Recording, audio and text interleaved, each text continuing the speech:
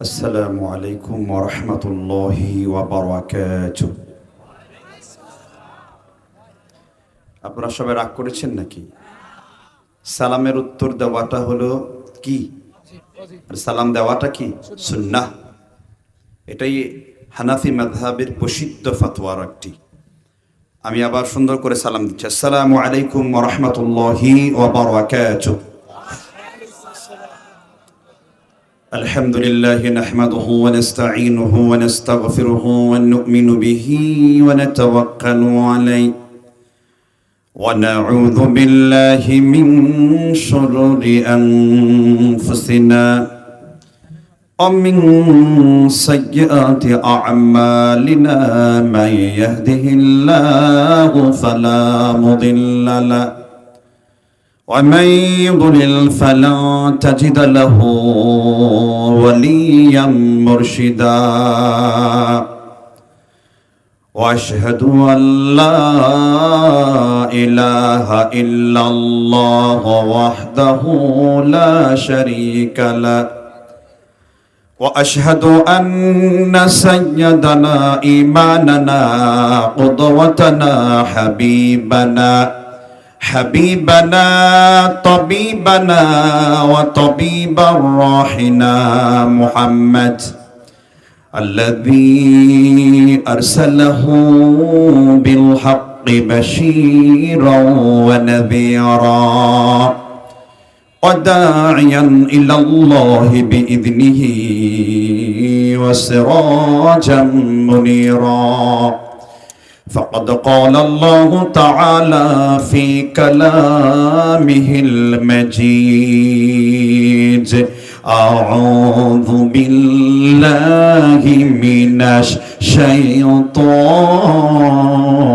الرجيم بسم الله الرحمن الرحيم إن الله وملائكته يصلون على النبي يا أيها الذين آمنوا صلوا عليه وسلموا تسليما আমরা সকলেই আমাদের প্রিয় নবীজির উপরে সর্বশ্রেষ্ঠ দরুদ পড়ব।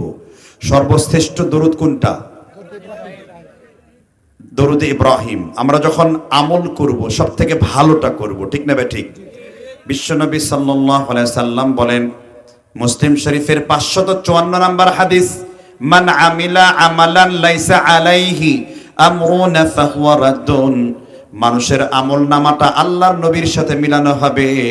আল্লাহর নবীর সাথে যদি না মিলে তোমার আমলগুলো বাতিল বলে গণ্য হবে। এই জন্য আমরা যত আমল করব, আমরা আকাশ পর্যন্ত আমল করলে আল্লাহ খুশি হন না। আমলের মধ্যে কোয়ান্টিটি দরকার, আমলের মধ্যে কোয়ালিটি দরকার, আমলের মধ্যে কোয়ান্টিটির দরকার নাই। আল্লাহ সূরা মুলকের 2 নম্বর আয়াতের পর আলোচনা করেছেন, আল্লাযী খালাকাল মাউতা ওয়াল হায়াতা লিয়াবলুয়াকুম আইয়ুকুম আহসান আমাল। আল্লাহ দেখতে চান কে ভালো আমল করতে পারে। আপনি আকাশ পর্যন্ত আমল করলেন, কিন্তু আপনার আমলগুলো দুর্বল, আপনার আমল আল্লাহ কবুল করবেন না। আমরা এমন নবীর উপর দরুদ পড়ছি যেই নবীকে আল্লাহ সর্বশ্রেষ্ঠ নবী বানিয়েছেন, ঠিক কিনা? এজন্য সেই নবীর উপরে আমরা সর্বশ্রেষ্ঠ দরুদ পড়ব। সবাই বলেন আল্লাহুম্মা সাল্লি আলা মুহাম্মাদ। যেগুলার মুখ নড়ছে না, এগুলো মনে হয় এই স্বাধীনতার নতুন স্বাধীনতার আগের গ্রুপের লোক। এজন্য রাসূলের দরুদের প্রতি তার দুশমনী আছে, ঠিক না ঠিক? একটু জোরে বলেন আল্লাহুম্মা সাল্লি আলা মুহাম্মাদ ওয়া আলা আলি মুহাম্মাদ কামা সাল্লাইতা আলা ইব্রাহিম ওয়া আলা আলি ইব্রাহিম ইন্নাকা হামিদুম মাজিদ। আল্লাহুম্মা বারিক আলা মুহাম্মাদ وعلى آل محمد كما باركت على إبراهيم وعلى آل إبراهيم إنك حميد مجيد। হ্যান্ডবিল আছে? কোনো হ্যান্ডবিল আছে? কোথায় সেটা? যাও নামগুলো তো মুখস্থ করা মুশকিল। আচ্ছা আচ্ছা, মাশাআল্লাহ মাশাআল্লাহ। কয়রা জঙ্গল খামার যুব সমাজ কর্তৃক আয়োজিত প্রথম বার্ষিক বিরাট ইসলামিক জলসা 20 অক্টোবর 2024। আজকে প্রধান অতিথি জনাব আবু সালেহ মোহাম্মদ হাসনাত ভাই, আর বিশেষ অতিথি দ্রয়, এবং আমার পূর্বে আলোচনা করলেন খুবই স্নেহের ছোট ভাই এবং আমার সাথে তার খুব অন্তরঙ্গ সম্পর্ক আছে, রফিকুল ইসলাম বিন সাঈদ চমৎকার আলোচনা করছিলেন। তৃতীয় মেহমান ছিলেন আব্দুল মাজেদ ভাই, তিনিও সুন্দর আলোচনা করেছেন। এরপর স্থানীয় আর অনেক ওলামা হজরতরা আলোচনা করেছেন। মঞ্চবিষ্ট আমার মুরব্বীরা এবং অধিকারে মুসল্লিয়ানি আজম, পর্দার অন্তরালে মা ও বোনেরা, আমরা এখানে যে বসতে পেরেছি এই জন্য আমরা খুশি না বেজার? মোমেনগণ সবসময় খুশির আত্মপ্রকাশ করবে কি বলে? আলহামদুলিল্লাহ বললে সওয়াব হবে না গুনাহ হবে? সহিহ বুখারী কিতাবুল ইলম হাদিস নাম্বার 274, রাসূলুল্লাহ সাল্লাল্লাহু আলাইহি ওয়াসাল্লাম বলেন, আফদালুয যিকর লা ইলাহা ইল্লাল্লাহ আফদালুল দুআই আলহামদুলিল্লাহ। তোমরা যত রকম জিকির করেছো আল্লাহর কাছে, সর্বশ্রেষ্ঠ জিকির হলো লা ইলাহা। আর তোমরা যত ধরনের দোয়া করেছো আল্লাহর কাছে, সর্বশ্রেষ্ঠ দোয়া হলো, একটু জোরে বলেন আলহামদুলিল্লাহ। যারা আলহামদুলিল্লাহ জোরে পড়ে নাই, আলহামদুলিল্লাহর সাথে দুশমনী আছে। ইমামে কুরতুবী তার বিখ্যাত তাফসীর আল জামিউ লিল আহকামিল কুরআন, প্রথম খণ্ড 94 পৃষ্ঠা, তাফসীরে কুরতুবী, লেবাননের বৈরুতের ছাপ আরবি, উল্লেখ করেছেন আলহামদুলিল্লাহ লিখতে 8টা অক্ষরের প্রয়োজন পড়ে। আল্লাহর কোন গোলাম যখন নিয়ামতের সাথে আলহামদুলিল্লাহ বলে, আল্লাহ তার জন্য জান্নাতের 8টা স্তরকে খুলে দেন এবং আল্লাহ জাহান্নামের দরজাসমূহগুলোকে বন্ধ করে দেন। আর আমরা এখানে যেখানে বসে আছি, এটা কি জান্নাতের বাগান না জাহান্নামের বাগান? আমরা সবাই এখন কোথায় আছি? তিরমিজি শরীফের 245 নম্বর হাদিস, আল্লামা আব্দুর রহমান মুবারকপুরি এবং মিরকাতের ব্যাখ্যাগ্রন্থে মোল্লা আলী কারি আল হানাফি তিনি হাদিসটি উল্লেখ করেছেন। রাসূল আরবি সাল্লাল্লাহু আলাইহি সাল্লাম বলেন, মান সালাকা তারিকান ইয়ালতামিসু ফীহি ইলমান। আল্লাহর কোন বান্দা, আল্লাহর কোন বান্দি ইলম অর্জন করার জন্য একটা পাকে যখন আল্লাহর রাস্তায় বানিয়ে দেয়, আল্লাহ তার জন্য জান্নাতের রাস্তাকে সহজ করে দেন। অন্য আরেকটা বর্ণনা এসেছে মুসান্নাফে আবি শাইবার মধ্যে, আল্লাহর নবী মুহাম্মদ রাসূলুল্লাহ বলেছেন, আদাবিল হাসাব, এই জমিনের সমস্ত পাথরগুলোকে গুনে গুনে শেষ করতে পারবা, কিন্তু আল্লাহ রাব্বুল আলামিনের কোরআন এবং রাসূলের হাদিসের আলোচনাগুলো যেইখানে করা হয়, এর চাইতে বেশি ফেরেশতা আল্লাহ তাআলা ওই জায়গার উপর অবতীর্ণ করে দেন। মুসলিম শরীফের বর্ণনায় এসেছে, যখনই কোরআনের মজলিসে তুমি বসে যাও, কোরআনের হাফলায় যখন তুমি বসে পড়ো, ফেরেশতারা তোমাদেরকে চার দিক থেকে ঘিরে ধরে। সুবহানাল্লাহ বলেন। তাহলে এখানে আল্লাহর রহমত আছে না নাই? তাহলে কোরআনের আলোচনা শুনতে গেলে দুইটি হক আদায় করতে হবে। কয়টা? জোরে বলেন কয়টা? যারা আল্লাহ তাআলা বলেছেন সামি'না, আগে শোনো, তারপর কি মানো, আতানা করো, তাহলে লাভ কি? গুফরানাকা রাব্বানা ওয়া ইলাইকাল মাসির। আগে শুনেছো, তারপর মেনেছো। আল্লাহ বলেন, গোলাম, এই গুণের জন্য তোমাকে ক্ষমাও করে দিয়েছি। আর ইহুদিদের বৈশিষ্ট্য কি? সামি'না, শুনলাম, আসাইনা, বিরোধিতা করলাম। আপনারা মুসলমান না ইহুদি? আওয়াজ জানা দেন নাই? তাদের মধ্যে ইহুদিদের সিফাত আছে না নাই? একটু আগে শুনলেন সামি'না, আগে শুনবো তারপরে মানবো, কিন্তু এখনই তো বক্তার সাথে আপনাদের কোনো আওয়াজ নাই। কি জন্য আওয়াজ করতে হবে?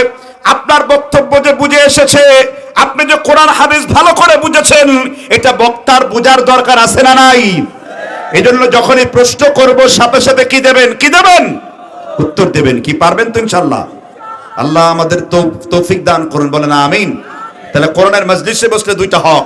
সূরা আল আরাফ 204 নম্বর আয়াতে আল্লাহ বলেছেন, ওয়া ইযা কুরিআল কুরআন, যখনই তোমার সামনে তেলাওয়াত করা হবে আল্লাহর কোরআন। এই আয়াতের ব্যাখ্যায় ইবনে কাসির রাহমাতুল্লাহ আলাইহি তৃতীয় খণ্ড 204 নম্বর পৃষ্ঠায় হাদিস এনেছেন। ইবনে আব্বাস রাদিয়াল্লাহু তাআলা তিনি বর্ণনা করেছেন, যখনই তোমার সামনে কোরআন তেলাওয়াত করা হবে, নাহাও আনিল কালাম, তোমরা তোমাদের কথাগুলোকে বন্ধ করে দাও, তোমরা তোমাদের পারস্পরিক যত কিছু আছে সবকিছু বন্ধ করে দাও। কি জন্য বন্ধ করবা? আল্লাহ শেষ অংশে বলেছেন, যখনই তোমরা কোরআনকে এইভাবে পড়তে শুরু করবা, আওয়াজ বন্ধ করবা, মনোযোগ দিবা, লাআল্লাকুম তুরহামুন। আশা করা যায় আল্লাহর আকাশ থেকে রহমতের বারিধারা, আল্লাহর আকাশ থেকে রহমতের বৃষ্টি ওই গোলামদের জন্য আল্লাহ নাজিল করে দেন। তাহলে আমরা চুপ করে কোরআন শুনলে রহমতের বারিধারা কে নাজিল করেন? জোরে বলেন, কে নাজিল করেন? আল্লাহ। তাহলে আমরা সবাই শুনবো তো নাকি?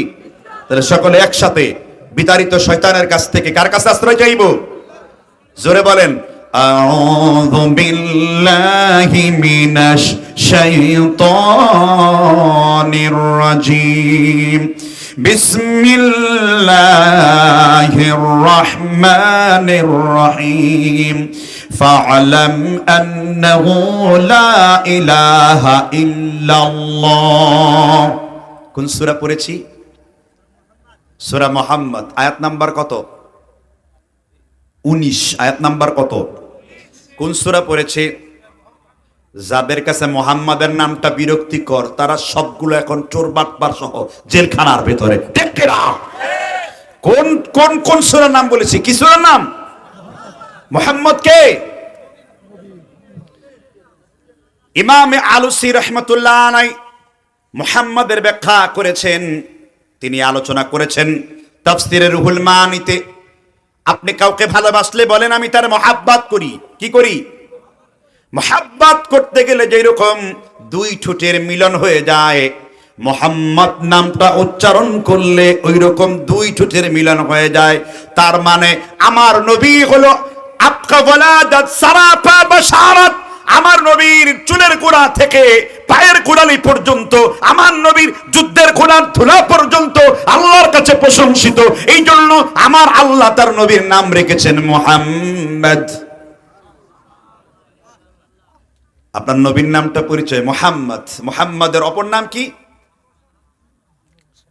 মুহাম্মাদের অপর নাম তো ভালোবাসা, কিন্তু যে সূরা আমি পড়েছি সূরা মুহাম্মাদের অপর নাম হলো কিতাল, যুদ্ধ, লড়াই, সংগ্রাম, স্ট্রাগল, আন্দোলন। যেখানে তাগুত মাথা দাঁড়িয়ে উঠবে সেখানে মুহাম্মদ রাসূলুল্লাহর সৈনিকেরা ছাপায়া পড়বে। ঠিক না বেঠিক জোরে বলেন।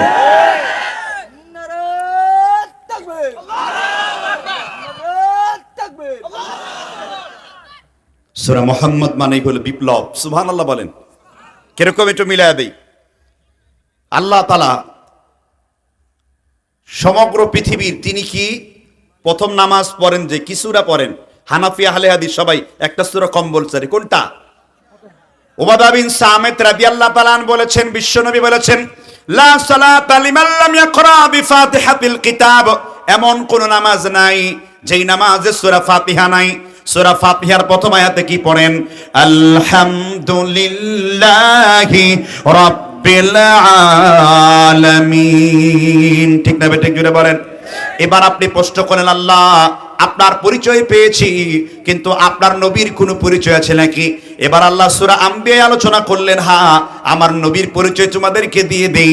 ওয়ামা আরসালনাকা ইল্লা রাহমাতাল লিল আলামিন। কত সুন্দর! আল্লাহ হলেন রাব্বুল আলামিন, তার রাসূল হলেন রাহমাতাল লিল আলামিন। এবার বললাম আল্লাহ তোমার পরিচয় পেয়েছি, তোমার নবীর পরিচয় পেয়েছি, এবার এই কোরআনের কোনো পরিচয় আছে কিনা?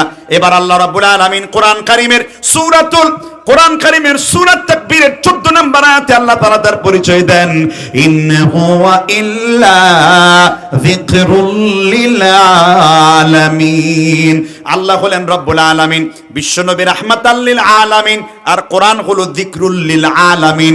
প্রত্যেকটা মানুষের জন্য কোরআন হলো উপদেশ। একজন মন্ত্রী থেকে শুরু করে নিয়ে একজন দারওয়ান পর্যন্ত কি কি পালন করবে, আল্লাহ তাআলা সব কনস্টিটিউট, আল্লাহ তাআলা সব ধরনের সংবিধান, আল্লাহ তাআলা সব ধরনের জীবন বিধান যেইখানে দিয়েছেন সেটার নাম হলো কোরআনুল কারীম। ঠিক না বেঠিক জোরে বলেন।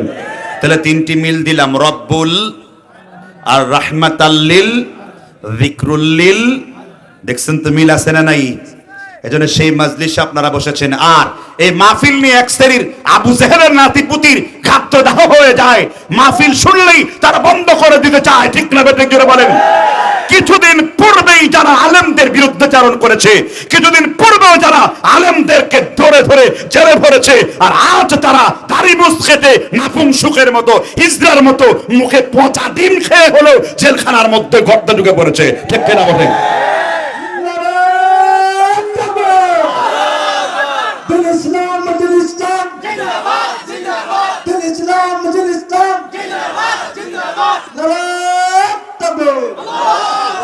তাহলে কোরআনের মজলিসে সবাই বসতে পারবে না, কোরআনের দল সবাই করতে পারবে না, কোরআনকে সবাই আঁকড়ে ধরে রাখতে পারবে না। ঠিক কিনা বলেন?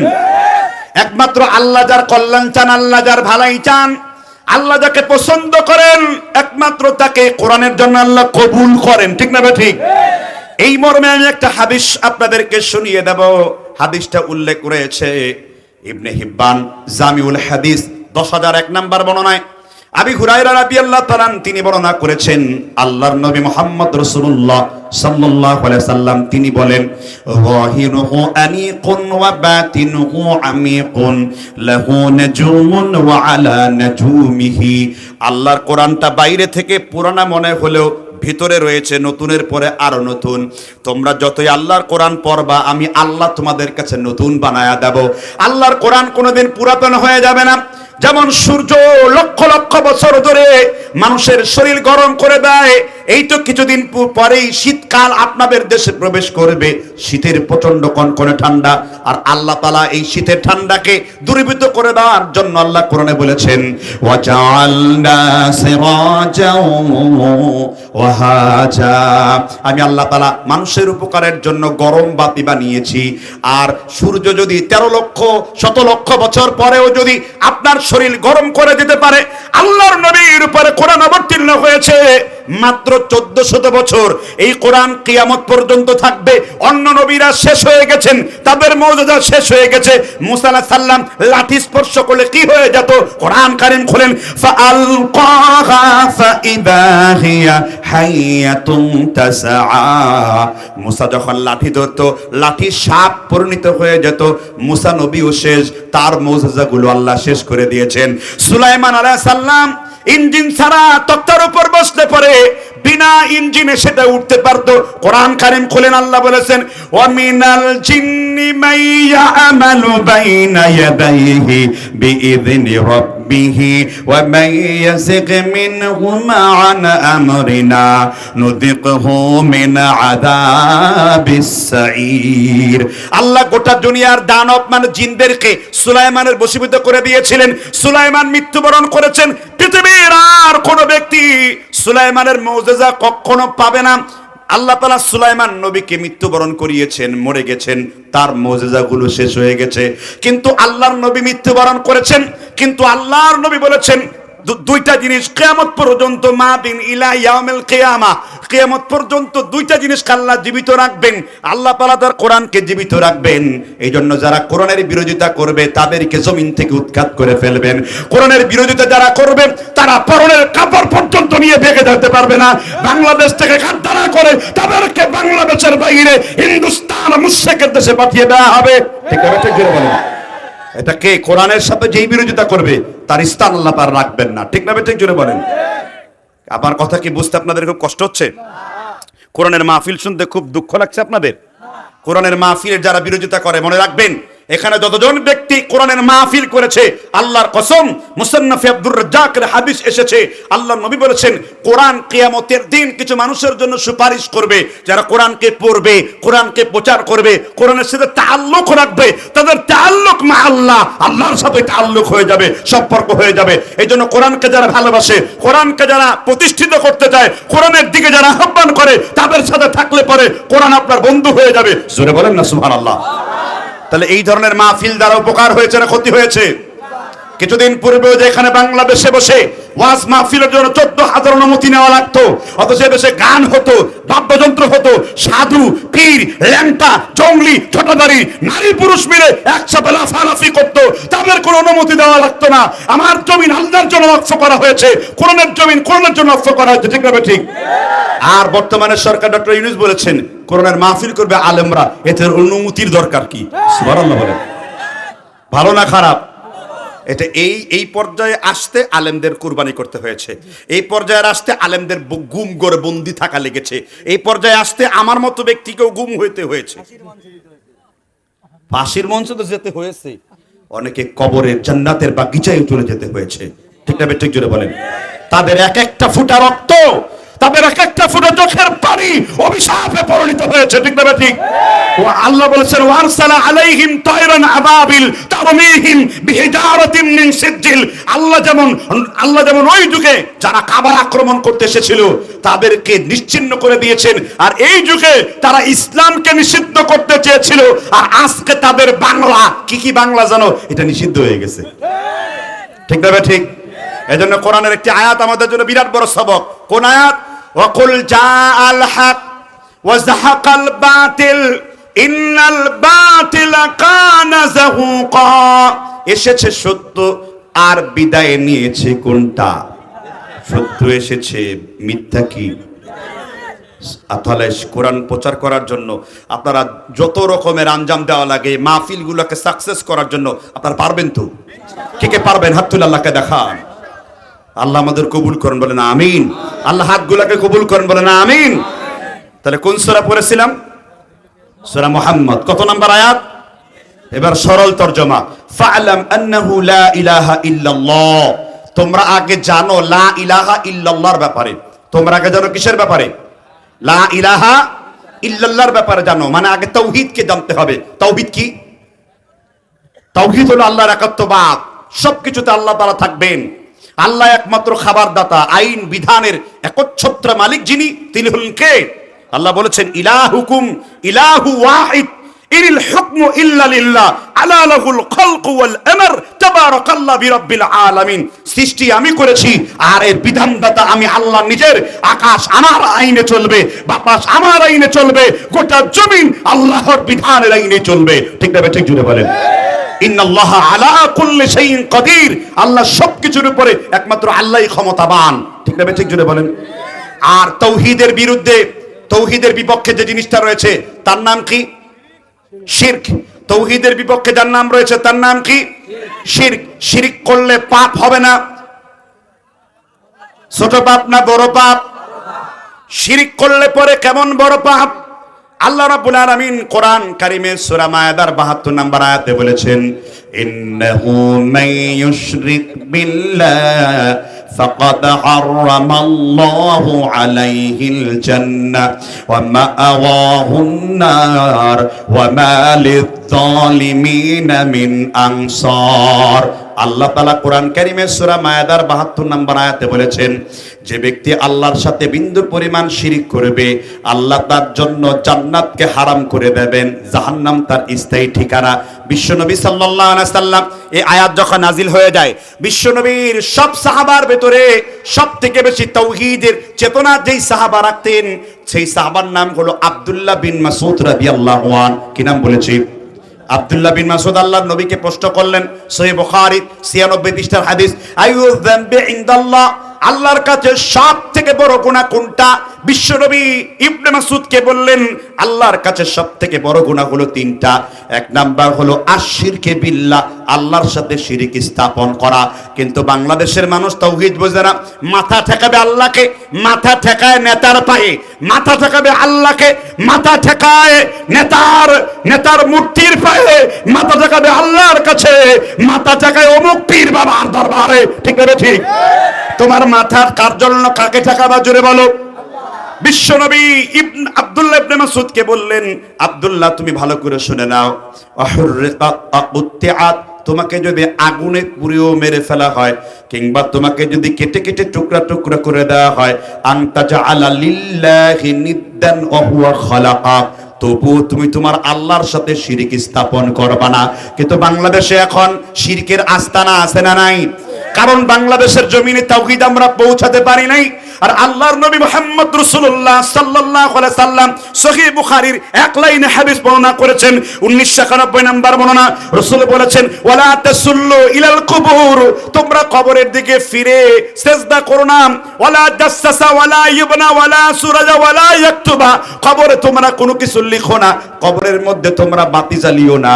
কিন্তু আমার বাংলাদেশের আপনাদের এলাকায় হয়তো এইরকম কোনো ঘটনা নাই, কিন্তু বাংলাদেশের অনেক জায়গায় কবরে বাতি জ্বালায়, কবরের মধ্যে নারী পুরুষ নাচানাচি করে, আবার গাঁজা খাওয়ার দুম পড়ে যায়, আবার গান বাজনা করে, মেয়ে পুরুষ একসাথেও নাচানাচি করে, ওরস মুবারকও করে। ঠিক না ঠিক জুড়ে বলেন। রাসূল বললেন কি আর আমরা করলাম কি? রাসূল বললেন কবর পাকা করো না, কবরে বাতি জ্বালিও না। রাসূল তারপর বলেছেন ও নুসলিহি জাহান্নাম, কেউ যদি তার চামড়াকে জাহান্নামের আগুনে পুরাতে চায় সেজন্য কবরে এইসব কাজগুলো করে। তাহলে আমরা কবরকে কি করব? আমরা কবরকে জিয়ারাত করব। কি করব? আচ্ছা, পৃথিবীর সর্বশ্রেষ্ঠ মানুষের নাম কি? 2-4 জন মোহাম্মদ মোহাম্মদ বললেন। আমি কি আপনার পীরের নাম নিয়েছেন নাকি? লজ্জা লাগে বলতে। যার নাম নিলেন তার নাম নিলেও কয় নাকি ওই 10 পর্যন্তই বসে থাকেন আপনি বস বস করে। বিশ্বনবী সাল্লাল্লাহু আলাইহি সাল্লাম বলেন, রিয়াদুস সালিহিনে ইমাম নববী রাহমাতুল্লাহ আলাইহি 775 নম্বর বর্ণনায় মুসলিম শরীফের শর্তে হাদিসটি বর্ণিত রয়েছে। বিশ্বনবী সাল্লাল্লাহু আলাইহি সাল্লাম বলেন, কুল্লু আমালি ইবনু আদম দাআফু হাসানাতু 10 আমসালিহা ইলা 700 দিফিন। আদম সন্তানের নেক আমলকে আল্লাহ 10 গুণ থেকে বাড়াতে বাড়াতে আল্লাহ তাআলা 700 গুণ পর্যন্ত বাড়ায়া দেন। এই জন্য আপনার যত বড় ভালোবাসা আছে নবীর প্রতি তত পরিমাণ নেকি পাবেন। কেউ আল্লাহর নবীকে মহাব্বত করে, হুব করে, আপনি যেই রকম ভালোবাসা পাবেন।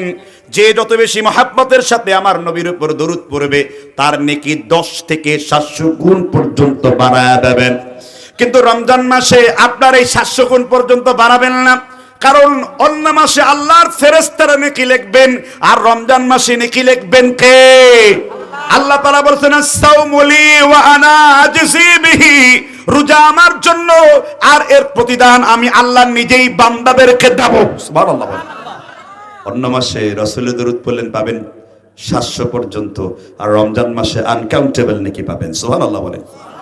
তাহলে সেই রাসূল সাল্লাল্লাহু আলাইহি ওয়াসাল্লাম তার মাজারে, তার কবরে গরু উঠেছে, ছাগল উঠেছে, উট উঠেছে, ভেড়া উঠেছে, মুরগির ডিম উঠেছে, গরুর ডিম উঠেছে, আপনার কবর মাজার এগুলো কি উঠে? তার মানে রাসূলের দরবার, রাসূলের কবর শ্রেষ্ঠ কবর। রাসূলের কবর শিরক মুক্ত, আপনার কবর শিরক যুক্ত। রাসূলের কবরে কোনো ধান্দাবাজি হয় না, আপনার কবরে ধান্দাবাজির আস্তানা রাজধানীতে পরিণত হয়েছে। বুঝলেন ধর্মটা? ধর্ম কি? এই জন্য কবি ইকবাল সুন্দর করে বলেছেন, কে হায় জাত ওয়াহিদ इबादत की लायक ज़बा और दिल की शहादत की लायक उसी की तलब में मरो जब मरो तुम मुबर्रह है शिरकत किसने अल्लाह अखौत के गुल्डन किसने सजाई। তোমার কবর, তোমার সেজদা দেওয়ার জায়গা একমাত্র আল্লাহর, আল্লাহ তাআলার স্থান মসজিদ। একমাত্র সেজদা যদি করতে হয় আল্লাহর জন্য করবা, কিন্তু কবরকে তোমরা জিয়ারত করবা, কারণ জিয়ারত করলে পরে আপনার আখিরাতের কথা মনে করিয়ে দেবে। বিশ্বনবী সাল্লাল্লাহু আলাইহি সাল্লাম কবর জিয়ারত করতেও তিনি মানুষদেরকে তাশকিল করেছেন, সাহাবীদেরকে তিনি অত্যন্ত বলেছেন কবরকে জিয়ারত করার জন্য, কিন্তু কবরকে পূজা করার জন্য, কবরে সেজদা করার জন্য, কবরকে নাপাক বানাবার জন্য যে কাজ এইগুলা করবে, রাসূলুল্লাহ সাল্লাল্লাহু আলাইহি সাল্লাম বলেছেন তাকে যদি আগুনে পুড়িয়েও মেরে ফেলা হয় তবু ওই বান্দা কখনো কি করবে না? শিরক করবে না। আপনাদের কাছে আল্লাহর বাণী পৌঁছে দিলাম। এখন আপনারা বলতে পারেন আমরা সুন্নি, আমরা আহমদ রাজা খান বেরলভীর অনুসরণ করে চলি। আহমদ রাজা খান বেরলভী ফাতোয়া আলা হযরতের মধ্যে লিখেছেন, খবরদার কবরকে কেন্দ্র করে এইরকম চুনকাম করা হারাম, কবরে সেজদা করা হারাম। এগুলো সুন্নিদের বড় বড় আলেমরাও ফতোয়া দিয়ে গেছে। ঠিক না? ঠিক জোরে বলেন। সব থেকে কম তাদেরটাই আপনি আপনাদেরকে শুনিয়ে দিলাম। এটা কমন কথা, আপনাদের কাছে আনকমন মনে হয়। ঠিক না? ঠিক। তাহলে আমাদের সেজদা করবো আবার নির্বাচনের আগে? সন্তান নাই, বাচ্চা হচ্ছে না, দৌড়ে গেছে বাবার কাছে, বাবা বাচ্চা না থাকলে বের করে দাও, ডিম ফুটে তারপর তাও দিয়া বাচ্চা শুদ্ধ বের করে দাও। আছে না? নাই জুড়ে বলেন। তো সন্তান দেওয়ার ক্ষমতা কি মৃত ব্যক্তির আছে? জুড়ে বলেন আছে? সন্তান দেওয়ার ক্ষমতা কার কাছে আছে? তো বলছে মৃত ব্যক্তি তো আল্লাহওয়ালা, এই জন্য তার কাছে যাই। মক্কার কাফের মূর্তিগুলোর পূজা করা কেন? তারা বলল মা না'বুদুহুম ইল্লা, রাসূল আমরা তো ওই মূর্তিগুলোর পূজা করি না। কেন? এই মূর্তিগুলোকে সান্নিধ্যে গেলে এই মূর্তিগুলো আমাদেরকে আল্লাহর কাছে পৌঁছে দেবে। লিউকাররিবুনা ইলাল্লাহি যুলফা, সূরা জুমার 3 নম্বর আয়াত। তাহলে আপনার আর মূর্তি পূজারীর আকীদার মধ্যে পার্থক্য কি? একই রকম আকীদা। এই জন্য জাতীয় কবির নাম কি? এই দেশে একজন বড় শয়তানের নাম হলো রবীন্দ্রনাথ ঠাকুর। 46টা ব্যবসা ঘরের মালিক ছিল ঠাকুর। ভারতের নোবেল বিজয়ী অমর্ত্য সেন বলেছে রবীন্দ্রনাথ মুসলমান, রবীন্দ্রনাথ টাটকা হালাল জাদা না হারাম জাদা, তাকে ডিএনএ পরীক্ষা করে দেখতে হবে সে কি ইংরেজদের জন্ম না ইংরেজদের জন্ম ছাড়া। সে ছিল ইসলাম বিরোধী। কি ছিল? বন্ধু দীন মোহাম্মদ মিত্র জিজ্ঞাসা করেছে, বাংলাদেশের একজন বড় বড় সাহিত্যিক ছিলেন, আরেকজন জিজ্ঞাসা করেছেন যে আপনি কি মোহাম্মদের জীবনী পড়েছেন? কয় মোহাম্মদের জীবনী পুরাটাই পড়েছে, একটু মজা লাগে নাই। আপনি কি সূরা পড়েছেন ফাতিহা? কয় হ্যাঁ কোরআন শুরু করেছি, বেশি দূর আগাতে পারি নাই। মোহাম্মদের জীবনী মজা লাগে না এই জন্য কারণ মোহাম্মদ রাসূলুল্লাহর এই পবিত্র জীবনী পাঠ করতে গেলে আপনার অন্তরকে পবিত্র করতে হবে, ঠিক না বে ঠিক? যার অন্তরে লেখনিত যৌন সুরসুরি, যার চিন্তায় সবসময় অপায়া নারী, নিষিদ্ধ পড়লে নারী থাকে, সে তো ভালো কিছু ভাবতেই পারবে না। কারণ মুহাম্মদ রাসূলুল্লাহ সাল্লাল্লাহু আলাইহি সাল্লামের জীবনী পড়তে গেলে যখনই বলছেন যুবক চোখ কোনো নারীর দিকে দিতে পারবে না, ইয়া শাব্বাবা কুরাইশিন, তো হে কুরাইশের যুবকরা গুদ্দু আবসার, দৃষ্টিকে নিম্নগামী করো। খবরদার কোন যুবক যদি চোখকে নিম্নগামী করে দৃষ্টি হেফাজত করতে পারে, আদম আল্লাহুল জান্নাহ, আমি আল্লাহর নবী তোমাকে অবশ্যই অবশ্যই অবশ্যই জান্নাতে নিয়ে যাওয়ার সার্টিফিকেট নিয়ে নিয়েছি। আমাদের জাতীয় কবির নাম কি? কাজী নজরুলকে প্রধান কবি বানানো উচিত ছিল, ঠিক না বে ঠিক? কাজী নজরুল কবর মাজার পূজারীর বিরুদ্ধে একটা সুন্দর কবিতা লিখেছেন, শোনাবো নাকি? রাগ করবেন? শুনবেন তো। তাওহীদের হে চির সেবক, ভুলে গিয়েছো তাকবীর, দুর্গার নামের কাছাকাছি প্রায় দরগায় গিয়ে লুটাও শির। ওদের যেমন রামনারায়ণ তোমার তেমনি মানিক পীর, ওদের কলা চাউলের সঙ্গে মিশে গেল পীরের ক্ষীর। কে বলছেন? সঞ্চিতা 24 পৃষ্ঠা নজরুলের লেখা কবিতা সম্পর্ক। কি কবিতার নামটা কি? সঞ্চিতা বইতে কি লিখেছেন? তাওহীদের হে চির সেবক, ভুলে গিয়েছো তাকবীর, দুর্গার নামের কাছাকাছি প্রায় দরগায় গিয়ে লুটাও শির। ওরা দুর্গা তোমরা দরগা, ঠিক না বে ঠিক? ওরা ব্রাহ্মণ আর তোমরা ভণ্ড পীর। ওরা হলো পূজার কলা প্রসাদ আর তোমার হলো ক্ষীর, ঠিক না বে ঠিক? ক্ষীর রান্ধে আর গান গায়, দয়াল বাবারে কবুল করো আমারে, আর ডেক্সে একটা বসায়া দিয়েছে, ঠিক না বে ঠিক? জোরে বলেন, কিছু লাগবে না। এবার বলেন আপনারা, তাহলে আমি যে কথাগুলো বলছি একমাত্র এই যে আপনি যে বুজুর্গ ব্যক্তির পূজা করছেন, এই বুজুর্গ এটা শিখিয়ে গেছে। শাহজালালের আন্দোলন ছিল শিরকের বিরুদ্ধে, মুশরিকদের বিরুদ্ধে, ঠিক না বে ঠিক? খাজা মঈনুদ্দিনের আন্দোলন ছিল পৃথ্বীরাজের মতো মুশরিকের গোষ্ঠীকে জমিন থেকে উৎখাত করে দেওয়ার জন্য। আজকে তাদের নামে আপনি পীর পূজা চালু করেছেন, বন্ধ করতে হবে, ঠিক না বে ঠিক? জোরে বলেন। আপনি বুজুর্গকে সম্মান করবেন কারণ তারা সম্মানী ব্যক্তি, কিন্তু তারাও কখনো বলে নাই আর বুজুর্গ তো দূরের কথা। রাসূল সাল্লাল্লাহু আলাইহি ওয়াসাল্লাম যখন মসজিদে নববীতে বসতেন, আদাবুল মুফরাদ হাদিস 1344 নাম্বার, আলবানী সহিহ বলেছেন, শুআইব আন-নাউদ হানাফি মিশরি হাদিসটিকে সহিহ বলেছেন।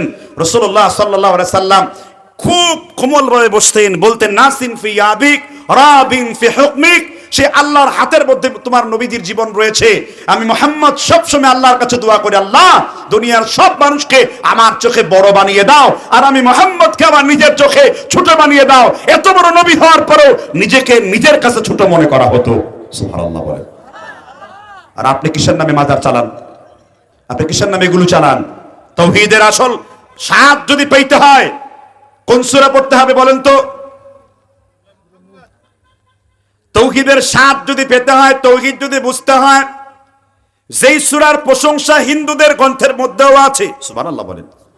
আল্লাহ বলেন কুল হুয়াল্লাহু আহাদ, তারপর কি? আল্লাহুস সামাদ, কুল হুয়াল্লাহু আহাদ। আল্লাহ কয়জন? এবার আপনি হিন্দুদের ধর্মগ্রন্থ বই শ্রীমদ্ ভাগবত গীতা মন্ত্র নাম্বার 125 পড়েন। না তাস্তে প্রতিমা আসতে, ভগবানের কোনো ছবিও নাই, ভগবানের কোনো মূর্তিও নাই। তারপরে বলা আছে এক এবং অদ্বৈতম, আল্লাহ এক এবং অদ্বিতীয়। আবার কোরআনে আল্লাহ বলছেন আল্লাহ এক, আল্লাহ আল্লাহুস সামাদ, আল্লাহ কারো কাছে মুখাপেক্ষী নন। ঠিক না? ঠিক জুড়ে বলেন। এই জন্যই সূরাটা আমার আপনার জন্য সবথেকে বড় সবক। একজন সাহাবা অন্ধ ছিলেন, বিশ্বনবী সাল্লাল্লাহু আলাইহি ওয়াসাল্লাম ওই সাহাবীকে ইমামতের দায়িত্ব দিয়ে গিয়েছেন। সেই সাহাবার নাম কি? আব্দুল্লাহ ইবনে মাখতুম। কোরআনের একটা সূরার 11টা আয়াত ওই সাহাবার জন্য নাজিল হয়েছে। কোন সূরা? আবাসা ওয়া তাওয়াল্লা। ঠিক না? ঠিক জুড়ে বলেন। বিশ্বনবী সাল্লাল্লাহু আলাইহি সাল্লামের এই সাহাবা ফজরের নামাজেও তিনি কুল হুয়াল্লাহ পড়েছেন, যোহরের নামাজে, আসরের নামাজে, মাগরিবের নামাজে এই সূরা পড়েছেন। সাহাবারা বললেন আল্লাহর নবীর কাছে তোমার জন্য আমরা নালিশ দেব, তোমরা প্রত্যেকটা নামাজে এই সূরাটা কেন পড়েছো, তুমি এর কারণ দর্শাবা, শোকজ দর্শাবা। আব্দুল্লাহ ইবনে মাখতুম কে আল্লাহর নবী বললেন, ইবনে মাখতুম কি জন্য পড়েছো এই সূরা? বলল ইয়া রাসূলুল্লাহ, আল্লাহর নবী মুহাম্মদ রাসূলুল্লাহ, এই সূরাটা যখন আমি পড়ি আমি আল্লাহর একত্ববাদ তাওহীদের মধ্যে ডুবে যাই, আমি এই সূরাটাকে অনেক ভালোবাসি। রাসূলুল্লাহ সাল্লাল্লাহু আলাইহি সাল্লাম ওই সাহাবীকে বললেন, যে ব্যক্তি সূরা ইখলাসকে নিয়মিত পড়বে, একে ভালোবাসবে, মহব্বত করবে, আল্লাহ তার জন্য জান্নাতের একটা স্পেশাল ঘর তার জন্য নির্মাণ করে দেবেন। সূরা ইখলাস এর মূল ভিত্তি হলো তাওহীদ। এর মূল ভিত্তি হলো কি? তাহলে শিরক, মাজারে সেজদা করা তাওহীদের বিরোধী। ঠিক না? ঠিক জোরে বলেন। এবার আসেন, অনেকেই সন্তান চেপে যান মাজারের কাছে। সন্তান কার কাছে যাবেন? একটা দুর্বল হাদিসে রয়েছে, জুতার ফিতা ছিঁড়ে গেলেও কার কাছে চাও? আমরা প্রত্যেক দিন নামাজে দাঁড়ায় কি বলি? ইয়্যাকা না'বুদু। কোন সূরার ভিতরে? অনন্ত অসীম প্রেমময় তুমি, বিচার দিনের স্বামী, যত কোন গান হে চির মহান তোমারই অন্তর্যামী, ধুলোকে বুলোকে সবারই চড়ায়, সবারই সারিয়া তোমারই চরণে পড়ে লুটাইয়া, ইয়্যাকা না'বুদু ওয়া ইয়্যাকা নাস্তাঈন। প্রত্যেক দিন আল্লাহর কাছে বলে আল্লাহ তোমার ইবাদত করি, তোমার কাছে আশ্রয় চাই, কিন্তু আশ্রয় মৃত মানুষের কাছে কেন চাও? নবী ইব্রাহিম সন্তান নেই, আল্লাহর কাছে দোয়া করেছেন রব্বি হাবলি মিনাস সালিহিন, আল্লাহ আমাকে নেককার সন্তান দাও। নবী জাকারিয়ার সন্তান নাই, আল্লাহর কাছে দোয়া করেছে ইন্নী ওয়াহনাল আযমু মিন্নি ওয়াস্তাআলা আর-রাসু শাইবা ওয়া লাম আকুন দুআইকা রাব্বি শাকিয়া। আমার দাড়ি চুলগুলো পেকে গেছে, আমার হাড্ডিগুলো পেকে গেছে, আল্লাহ আমাকে একটা সন্তান দাও। আল্লাহর কাছে আল্লাহর নবীরা চাইতেন। আল্লাহ নবী জাকারিয়াকে বললেন আমি তোমার পুত্রের নাম নিজে রেখেছি, তোমার পুত্রের নাম হলো ইয়াহইয়া। সুবহানাল্লাহ বলেন। নবী জাকারিয়া কার কাছে চেয়েছে? নবীর যদি আল্লাহর কাছে চাওয়া লাগে, একজন নবী যদি আল্লাহর কাছ থেকে মঞ্জুর করেন, নবীদের আল্লাহ মর্যাদা দিয়েছেন। কোন নবী মৃত মানুষকে দাঁড় করা ফেলেছেন? ফেলেননি। কোন নবী? ঈসা রূহুল্লাহ। কোন নবী লাঠিকে সাপ বানিয়ে ফেলেছেন? ফেলেন নাই। মুসা আলাইহিস সালাম, ঈসা আলাইহিস সালামের মুজিজা। আমরা যারা কোরআনের দল করব, আমরা যারা কোরআনকে ভালোবাসবো, তাওহীদের আল জামাআ থাকবো, লা রাসূলুল্লাহ সাল্লাল্লাহু আলাইহি ওয়াসাল্লাম বলেছেন লা তাজালু তায়েফাতুম মিন উম্মতি কায়িমুনা আলা আমরিল্লাহ, লা তাজালু তায়েফাতুম মিন উম্মতি কাতিলুনা আলাল হাক্কি কায়িমুনা আলা আমরিল্লাহ লা ইয়াদুররুহুম মান খাযালাহুম আও খালাফাহুম। একটি দল কিয়ামত পর্যন্ত থাকবে যারা আল্লাহর রাস্তায় বিপ্লব করবে, সংগ্রাম করবে, আন্দোলন করবে। সেই দলের সাথে ইমাম মাহদী যুক্ত হবেন। আর ঈসা আলাইহিস সালাম কিয়ামতের পূর্বে এই সিরিয়ার দামেস্কের সাদা মিনারওয়ালা মসজিদের মধ্যে তিনি ফজরের নামাজের আজান এবং ইকামতের মাঝখানে গমন করবেন। প্রত্যেক নবীকে চেনার বৈশিষ্ট্য হলো প্রত্যেক নবীর চুল ছিল তিন রকম, লিম্মা জুম্মা উফরা, এই কান পর্যন্ত, কাঁধ পর্যন্ত, ঘাড় পর্যন্ত বাবরি ছিল। সুবহানাল্লাহ বলেন। কোন নবী টাকলা ছিলেন না যে বেল তলায় গেছেন বেল পরে মাথা ফেটে গেছে। ঠিক না? ঠিক। তো রাসূলুল্লাহ সাল্লাল্লাহু আলাইহি সাল্লাম এর পরে ঈসা আলাইহিস সালাম আসবেন। তখন ইমাম মাহদী বলবেন আপনি ইমামতি করুন। তিনি বলবেন না, আল্লাহ তাআলা আমাকে ইমামতি করে পাঠান নাই, তোমার ইমামতিতে আমি নামাজ পড়ে জাতির উদ্দেশ্যে বলবো। ঈসা রুহুল্লাহ বলবেন আজকে আমার আল্লাহ এমন মর্যাদা দিয়েছেন, যত দূর পর্যন্ত দৃষ্টি যাবে আমি থুতু নিক্ষেপ করলেই ওই ইহুদির লবণ যেমন পানিতে গলে যায় ওই রকম গলে যাবে। সুবহানাল্লাহ বলেন। তাহলে যে লোকরা আল্লাহর পথ থেকে বিচ্যুত হয়েছে, নবীদের পথ পরিত্যাগ করে গায়রুল্লাহর কাছে চেয়েছে, রাসূল বলেছেন যে ব্যক্তি আল্লাহ ছাড়া কারো কাছে চায় সে সরাসরি শিরক করে।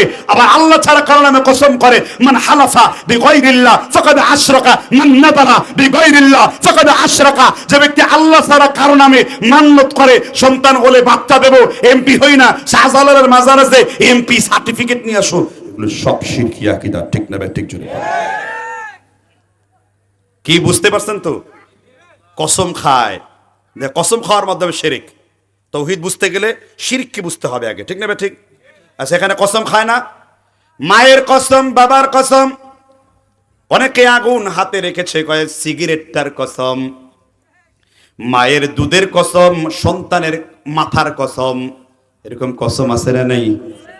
কসম কার নামে খেতে হবে? বিশ্বনবী মুসনাদ আহমদের মধ্যে হাদিস বর্ণনা করেছেন 10,074 নাম্বার, মান হালাফা বিগাইরিল্লাহি ফাকাদ আশরাকা। যে ব্যক্তি আল্লাহ ছাড়া কারো নামে কসম করবে সে ব্যক্তি আল্লাহর সাথে শিরকে লিপ্ত হবে। এই জন্য কসম যখন খাবা একমাত্র কার নামে খাবা। কিন্তু এলাকায় এলাকায় প্রচলন আছে, অমুকের কসম, পায়ের কসম, হাতের কসম, পীরের বাড়িতে দৌড়ায় পীরের কসম। আছে না নাই? জুড়ে বলেন। কসম কার নামে খাবেন? আবার মিথ্যা কসম খেলে গুনাহ আছে না নাই? এই জন্য আমার ভাইয়েরা সুস্পষ্ট করে বক্তব্য করতে চাই, শিরকের সাথে আমাদের কোনো সম্পর্ক। আবার রাসূল তারপর বলেন, মান নাদারা বিগাইরিল্লাহ ফাকাদ আশরাকা। যে ব্যক্তি আল্লাহ ছাড়া কারো নামে মান্নত করে, আল্লাহ ছাড়া মান্নত করলেন, আমার যদি সন্তান হয় আমি অমুক মাজারে 2টা ছাগল দান করব, আমার যদি পুত্র সন্তান হয় অমুক মাজারে 5টা শুয়োর দান করব, এগুলো সবই হারাম। এগুলো সবই কি হারাম? এগুলো সবই কি শিরক। রাসূল বলেছেন, মান নাযারা বিগাইরিল্লাহ ফাকাদ আশরাক। ওই হাদিসের পরে 10,027 নম্বর হাদিস মুসনাদ আহমদে। অথচ আমরা আল্লাহ ছাড়া গায়রুল্লাহর নামে দান করি। ঠিক না ঠিক জোরে বলেন। কেন এত আপত্তি, কেন এত সমস্যা, কেন এত আকীদা নষ্ট হয়েছে কেন আপনাদের? আপনি আল্লাহর জন্য চাইতে পারেন না? আল্লাহ কি অক্ষম না সক্ষম? জোরে বলেন, আল্লাহ অক্ষম না সক্ষম? এখন আবার বিভ্রান্তকর কথা, আল্লাহই তো বলেছেন আল্লাহর ওলিদের অনুসরণ করার জন্য। কোরআনে আল্লাহ বলেছেন যারা আল্লাহর আউলিয়া হয়, আউলিয়া আল্লাহ লা খাউফুন আলাইহিম ওয়ালা হুম ইয়াহজানুন। আল্লাহর ওলিদের কোনো ভয় নাই, কোনো চিন্তা নাই। হুজুর আপনি বললেন শুধু আল্লাহর কাছে চাওয়া, আর আল্লাহ বলেছেন আমার ওলিদের কোনো ভয় নাই। এখন প্রশ্ন হলো ওলি কাকে বলে? এটা কি জানা আছে কিনা? ওলি বলা হয় যে ব্যক্তি শরীয়তের জিন্দা করে, ওলি বলা হয় যে ব্যক্তি নবীর সুন্নতের পাবন্দী হয়ে যায়, ওলি বলা হয় যে ব্যক্তি কবিরা গুনাহ মুক্ত আছে। কয় হুজুর আমরা হানাফি, খোলো হানাফিদের কিতাব আকিদাতুত তাহাবীর 14 পৃষ্ঠায় ইমাম জাফর আত-তাহাবী রাহমাতুল্লাহ আলাইহি স্পষ্ট করে বলেছেন ওলি বলা হয় যে ব্যক্তি কবিরা গুনাহ থেকে মুক্ত। কি গুনাহ থেকে মুক্ত? সেই আল্লাহর কি ওলি হওয়ার জন্য উর্বার দরকার নেই। কথা কি বুঝতে পারছেন কিনা? আর যে ব্যক্তি শিরক চালাবে, যে ব্যক্তি কুফর চালাবে, যে ব্যক্তি পীরের পায়ে সিজদা করবে, মেয়েদের ছাপে ফষ্টি নষ্টি করবে, এগুলো ওলি নয়, এগুলো খালি শয়তান থেকে ডেলিভারি। ঠিক কিনা বলেন? এজন্য এখান থেকে পরহেজগারিতা অবলম্বন করা উচিত। ঠিক না ঠিক? তাহলে আজকে তাওহীদের এই আলোচনা থেকে বুঝলাম মাজার কেন্দ্রিক শিরক থেকে আমাদের ফিরে আসতে হবে। আসছে না? আরো আছে। এই বাহাস তো আমি ইউটিউবে আছে করেছি, তাবিজ কবজ, এগুলো এক প্রকার শিরকের ছড়াছড়ি, তাওহীদের ডিস্টার্ব। এত বড় তাবিজ একটা আছে। এই কোরআনটাকে ভালোবাসেন কে? এটা পায়খানায় নিতে চান কে কে? হাত তুলেন তো। পায়খানায় কে কে নিতে চান? আমি সেই বেয়াদবদের একটু দেখি, কে কে এটা টয়লেটে নিয়ে যেতে চান? পায়খানা নিতে চান না কেউ কোরআনকে?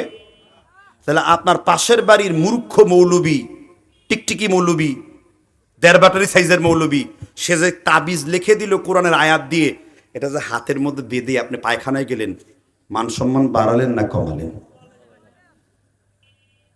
এখন আপনার আপত্তি থাকতে পারে হুজুর, তাহলে আমি প্রশ্ন হলো তাবিজের ব্যাপারে আবু হানিফার ফতোয়া কি? এখানে আবু হানিফার অনুসারী কে কে হাত তুলেন? 1 নাম্বার আমি, আর কে কে আছে আমার সাথে? আলহামদুলিল্লাহ। 100% মানে আমি 200%, আপনি 100% তো কম। আচ্ছা তাহলে এখন বলেন আবু হানিফার উস্তাদের নাম কি? একজন বলেন আবু হানিফার উস্তাদের নাম কি?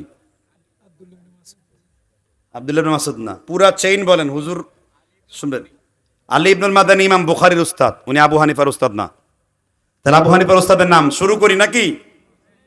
আবি হানিফার প্রথম উস্তাদের নাম হলো হাম্মাদ, হাম্মাদ বিন সুলাইমান। হাম্মাদের উস্তাদের নাম হলো মুহাম্মদ বিন আলকামা। ইবনে আলকামার উস্তাদের নাম হলো বিশিষ্ট তাবেঈ ইব্রাহিম নখঈ রাহমাতুল্লাহ আলাইহি। ইব্রাহিম নখঈর উস্তাদের নাম হলো জালিলুল কদর সাহাবা আব্দুল্লাহ বিন মাসউদ রাদিয়াল্লাহু আন। সুবহানাল্লাহ বলেন। আপনারা বলেছেন আমরা শতভাগ হানাফি, কিন্তু আবু হানিফার উস্তাদের নাম বলতে পারেন নাই। আবু হানিফা রাহমাতুল্লাহ আলাইহি বলেছেন আমার যতজন উস্তাদ ছিল এবং তার পূর্বে যতজন উস্তাদ ছিল এবং সর্বশেষ উস্তাদ হলো আব্দুল্লাহ ইবনে মাসউদ। ছোট সাহাবা না বড় সাহাবা? জান্নাতি না জাহান্নামী? আল্লাহর নবী মুহাম্মদ রাসূলুল্লাহ মুসনাদ আহমদের 1020 নম্বর হাদিসে এসেছে, একদিন আব্দুল্লাহ বিন মাসউদ গাছের অনেক উপরে উঠলেন, সাহাবাগণ তাকে দেখে হেসে ফেললেন। বিশ্বনবী বললেন কি জন্য হাসো? কয় ইয়া রাসূলুল্লাহ আব্দুল্লাহর পা গুলা অনেক ছোট ছোট। আল্লাহর নবী বলেন আমি আল্লাহর নবী আল্লাহর কসম খেয়ে বলেছি কিয়ামতের দিন উহুদ পাহাড়টাকে উঠিয়ে এক পাল্লায় করা হবে, আব্দুল্লাহ বিন মাসউদের একটা পাকে এক পাল্লায় করা হবে। আল্লাহর নবী বলেছেন আব্দুল্লাহর পায়ের ওজন উহুদ পাহাড়ের চাইতে বেশি হবে। সেই আব্দুল্লাহ বিন মাসউদ রাদিয়াল্লাহু আনহু তিনি ফতোয়া দিয়েছেন, খুলুন কিতাব মুসান্নাফ ইবনে আবি শায়বা, চতুর্থ খণ্ড 5053 নম্বর হাদিস। হাদিসের মান একেবারে টনটনে সহি। কি সহি? টনটনে সহি, মানে একটু কুষ্টিয়ার ভাষা বললাম। আমাদের আব্দুল্লাহ জাহাঙ্গীর স্যার বলতেন টনটনে সহি। কি সহি? মানে এটা যে সহি, এটা হানাফি মাযহাব এই কাইফিয়তকে স্বীকার করেছে। আলহামদুলিল্লাহ বলেন। তাহলে ফতোয়াটা কি শুনবেন কিনা? এখানে আলেমরা রয়েছেন, জবান খুলে বলছি। আব্দুল্লাহ ইবনে মাসউদ এবং তার সকল ছাত্র, আব্দুল্লাহ ইবনে মাসউদের ছাত্র ইব্রাহিম নখঈ, তার ছাত্র মুহাম্মদ বিন আলকামা, তার ছাত্র হাম্মাদ, তার ছাত্র ইমাম আযম আবি হানিফা, তার ছাত্র ইমাম মুহাম্মদ, আরেক ছাত্র ইমাম ইউসুফ, আরেক ছাত্র ইমাম জুফার। সুবহানাল্লাহ বলেন। সকলে বলেছেন আন্নাহু কারিহা তাআলিক শাইইন মিনাল কুরআন ওয়া গায়রুল কুরআন, আমরা কোরআনের আয়াত কিংবা কোরআনের বাইরে কোনো কিছু দিয়ে তাবিজ লেখাকে নাজায়েজ মনে করতাম, হারাম মনে করতাম। কি মনে করত? হারাম মনে করত। আপনাদের এলাকায় কি প্রচলন আছে? আওয়াদা ইউআউযু তা'যীযান, বাবে তাফঈল থেকে এসেছে, তাই না? তাই না? তাহলে এখন তাবিজ যে আপনি লটকালেন, আপনার ভরসা কার উপর থাকবে? জোরে বলেন। যারা উচ্চারণ করছে না তাদের ভরসা কি শয়তানের উপর নাকি? আপনার ভরসা কার উপর থাকবে? আপনি যখন তাবিজ দিলেন আপনার আকীদা কি আসলো? এখন আমি নিরাপদ, আমাকে কোনো রাক্ষস খোকর জিন বোধ কিছু চিন্তাই করতে পারবে না। ঠিক না ঠিক? আর আপনি যখন দোয়া পড়বেন, কোরআনের আয়াত পড়বেন, হাদিসের দোয়া পড়বেন, কোরআনের আয়াত এবং দোয়া কার কথা আছে? আউযু বিকালিমাতিল্লাহি তাম্মা মিন কুল্লি আইনিল লাম্মা। বিশ্বনবী বলেছেন আবু দাউদের বর্ণনায় যে প্রত্যেক দিন সকাল বেলায় 7 বার করে মেয়েদের বাচ্চাকে ফুঁক দেবে, ওই বাচ্চাটা আল্লাহর জিম্মাদারির ভিতরে থাকবে। সকাল থেকে সন্ধ্যা পর্যন্ত কোনো সাপ বিচ্ছু তাকে আক্রমণ করবে না। সাইয়েদনা ইব্রাহিম তার 2 পুত্রকে এই দোয়াটা পরে 7 বার তিনি ফু দিয়েছেন। বিশ্বনবী তার 2 নাতি কলিজার টুকরা হাসান হুসাইনকে তিনি এই দোয়া পড়েছেন, কারণ হাসান হুসাইন হলো বিশ্বনবীর সবথেকে প্রিয় কলিজার টুকরা। ওয়া হুমা রায়হানাতায়া মিনাদ দুনিয়া, বিশ্বনবী বলেছেন হাসান আর হুসাইন হলো তোমার নবীজির সবথেকে প্রিয় আদরের জিনিস, তোমার নবীজির সবথেকে প্রিয় জিনিস। সুবহানাল্লাহ বলেন।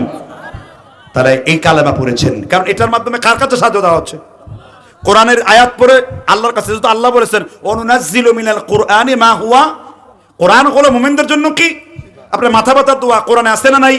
আপনার হুজুরের মাথা ব্যথা, প্রচুর মাথা ব্যথা যায় না, বিশ্বাস নিয়ে পড়েন। কোন লোকের ব্যথার জায়গায় পড়েন বিসমিল্লাহি আউযু বিইজ্জাতিল্লাহি ওয়া কুদরতিহি মিন শাররি মা আজিদু হাদির। বিশ্বনবী সাল্লাল্লাহু আলাইহি সাল্লাম বলেন কারো যদি কোনো জায়গায় ব্যথা থাকে, ব্যথার স্থানে যদি এই দোয়াটা 7 বার পড়া হয়, আল্লাহ তাআলা সাথে সাথে তার ব্যথাকে মুহূর্তের মধ্যে রিমুভ করে দেবেন। সুবহানাল্লাহ। খুব তো মজা লাগছে সুবহানাল্লাহ আলহামদুলিল্লাহ বলতে, কিন্তু আকীদা তো পরিবর্তন হলো না।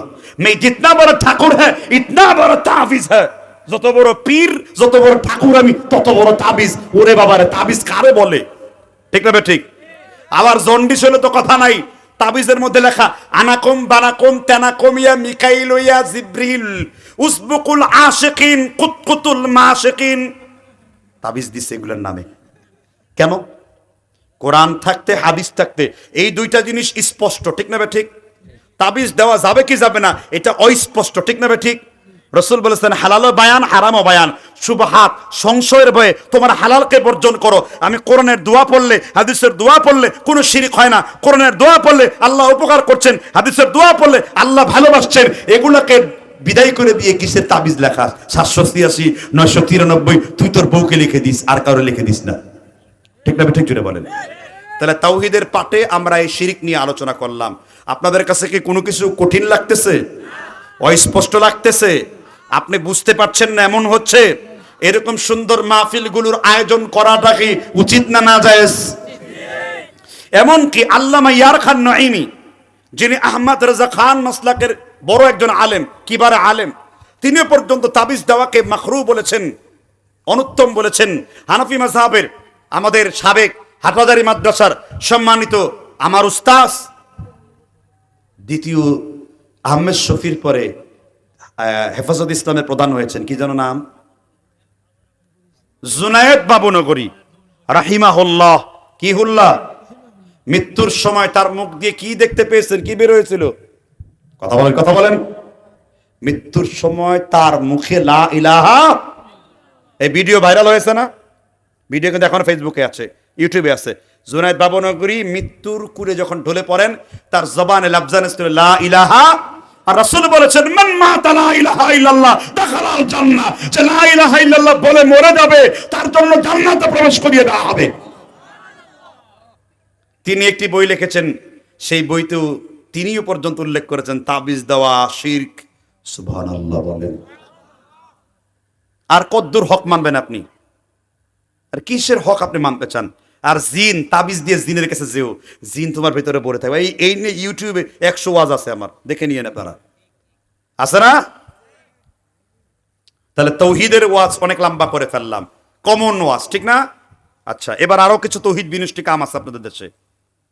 এখানে তৌহিদ বিনষ্ট করা হয় কিছু কাম। বাম হাত চুলকালে টাকা চলে যাবি, ডান হাত চুলকালে টাকা আসবে, আছে না নাই? আর চন্দ্রগ্রহণ হলে মাছ কুটা যাবে না, অমুক কুটা যাবে না, অমুক ছুয়া যাবে না, সাওয়ালের অমুক হবে তমুক হবে। তুমি তোমার সাওয়াল নিয়ে বসে থাকো, মূর্খ কোথাকার, ঠিক না ঠিক? চন্দ্রগ্রহণ সূর্যগ্রহণ হলে ভীতির নামাজ সালাতুল কুসুফ পড়তে বলেছেন রাসূলুল্লাহ সাল্লাল্লাহু আলাইহি ওয়াসাল্লাম। ভীতির নামাজ, সূর্যগ্রহণ চন্দ্রগ্রহণ নামাজ পড়ো, তুমি কিসের ওইগুলা বন্ধ করো। তারপরে কোন জায়গায় উষ্টা খাইলে হাত যদি বিপদ এসে যায়, আবার ধান মারিয়ে গাছ লাগিয়ে বড় বড় কাকতারুয়া বিরাট বড় বড় মূর্তি ঝুলিয়ে রাখে। আশ্চর্যের ব্যাপার, মূর্তি বুঝে ঢুকছে কোথায় দেখছেন কিনা? ধান গাছের মাত্রায় বড় একটা মূর্তি ঝুলিয়ে রাখে না? আবার লাউ গাছের মধ্যে জুতা ঝুলিয়ে রাখে কেন? যদি বদনজর তাহলে জুতোর বাড়ি তোমার গালে, এই জন্য দিই, ঠিক না ঠিক? এগুলো সব শিরক বিদআতের চূড়া রাস্তা, ঠিক না ঠিক? এগুলো দিয়ে তো এগুলো করা যায় না, এগুলো কুসংস্কার, এগুলো বর্জন করবেন। এগুলো ইহুদিদের সংস্কৃতি থেকে এসেছে। দাঁড়িয়ে সহবাস করা যাবে না, বসে সহবাস করা যাবে না, শুয়ে সহবাস করা যাবে না। দাঁড়িয়ে সহবাস করলে সন্তান ল্যাংড়া হবে, লুরা হবে, আতুর হবে। মুফসিদুল মুমিনিন বইটা ফেলে দিন, আছে না আমাদের দেশে? এই জন্য আমি আপনাদেরকে সুস্পষ্ট করে বলতে চাচ্ছি যে আপনারা এই সমস্ত কর্মকাণ্ড থেকে ফিরে আসবেন। কি পারবেন? আপনাদেরকে আমার কথা বুঝতে কষ্ট হচ্ছে? আমি একটি কথাও দলিলের বাইরে বলিনি, আমি প্রত্যেকটা কথা with great documentary mention in Quran and Sunnah, প্রত্যেকটা দলিল আমি কোরআন সুন্নাহ থেকে দিয়েছি। কাজেই আপনারা তৌহিদকে নষ্ট করতে পারবেন না। আর আল্লাহর তৌহিদ হলো 3 প্রকার, তৌহিদের আকসাম হলো 3 প্রকার, উলুহিয়া, রুবুবিয়া, আসমা ওয়াস সিফা। একটা হলো আল্লাহর কর্ম পদ্ধতি তৌহিদ।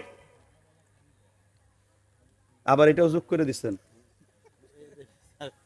কেন? কোন সমস্যা হচ্ছে? আপনারা কি আমার কথা বুঝতে পারতেছেন নাকি? চিৎকার দিয়ে হারায় গেছে। জিবরিল বলো তো দেখি এখন আবু বকর কোথায় গিয়েছে? চক্ষু বন্ধ করব আর বলে দেবো এখন জিব্রাইল কোথায় আছে। অনুমতি পাইয়া আবু বকর চক্ষু বন্ধ করছে। মাওলার আরশ কুরসি লৌহ কালাম সিদরাতুল মুনতাহার থেকে ঘুরে ঘুরে এসেছি, কোথাও দেখে জিব্রাইল নাই। যেইটা জিগাইছে সেইটাই জিব্রিল। ওয়াস্তব করলো হুজুর 10 হাত লম্বা, ঠিক না ঠিক? কিন্তু রাসূল কি বললেন? মান কাযাবা আলাইয়া মুতাআম্মিদান ফালইয়াতাবাওয়া মাকআদাহু মিনান নার। যেই কথা আমি রাসূল বলিনি, আমার নামে যে চাপিয়ে আমার নামের দিকে ধাপিত করে বা আমার নাম মেনশন করে যে ওই কথা বলবে, তার থাকার জায়গা। মিঠা সুরে ওয়াজ করতে পারি, সুরের ফাঁকে ফাঁকে একটু বুঝিয়ে ওয়াজ করলে এটা শ্রোতার জন্য উপকার হবে, ঠিক না ঠিক? কিন্তু শুরু তো দিতে হয়। ওই যে বাউলদের থেকে যে দম্ম শিখছেন আপনারা, বাউলদের ওই আটঘরিয়াতে গত বছর প্রথম মাহফিল করেছি, পাবনা আটঘরিয়াতে, ঠিক না ঠিক? তা আল্লাহ তাআলা আপনাদেরকে বুঝবার তৌফিক দান করুন। আচ্ছা, তৌহিদের প্রকারভেদের মধ্যে বাংলাদেশে একটা তৌহিদ, দুইটা তৌহিদ নাস্তিক ছাড়া সবাই একটা তৌহিদ ঠিক আছে, কি? তাওহীদুর রুবুবিয়্যাহ। আপনারা খাওয়াই কে? দুইজন আল্লাহ বলেন, আপনারা খাওয়াই কি? শেখ হাসিনা নাকি? তাহলে জোরে বলেন, আপনারা খাওয়াই কে? আচ্ছা, আল্লাহ, ঠিক না ঠিক? আকাশ থেকে বৃষ্টি দেন কে?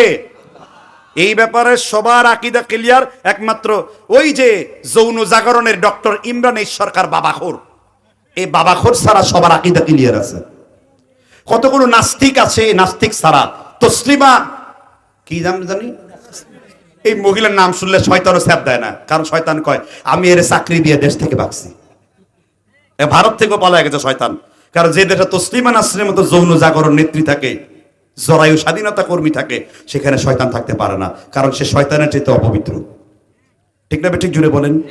এবার আপনারা বলুন তো দেখি সুস্পষ্ট করে একটি কথা, মুদাল্লাল দালিলিক ভাবে সুস্পষ্ট করে, বাংলাদেশের কোন সব পৃথিবীর কোন তাওহীদের মধ্যে গন্ডগোল বলেন তো? উলুহিয়াতের মধ্যে গন্ডগোল মানে উলুহিয়াত বলছে আল্লাহর কোরআন দিয়ে দেশ চলবে, আল্লাহর কোরআন দিয়ে তোমার সংসদ চলবে, আল্লাহর কোরআন দিয়ে তোমার পৃথিবীর জীবদ্দশার সবকিছু চলবে। এই তাওহীদ উলুহিয়াতটা মক্কার মুশরিকরা মেনে নিতে পারে নাই, ফেরাউন মেনে নিতে পারে নাই, নমরুদ মেনে নিতে পারে নাই, ঠিক না ঠিক? জোরে বলেন। মক্কার মুশরিকরা প্রস্তাব দিয়েছে, মুহাম্মদ মক্কার সবথেকে সুন্দরী স্ত্রী, মক্কার সবথেকে সুন্দর কন্যা তোমার জন্য নির্ধারণ করব, তুমি 6 মাস আমাদের ইবাদত করো, আমরাও 6 মাস তোমার প্রভুর ইবাদত করি।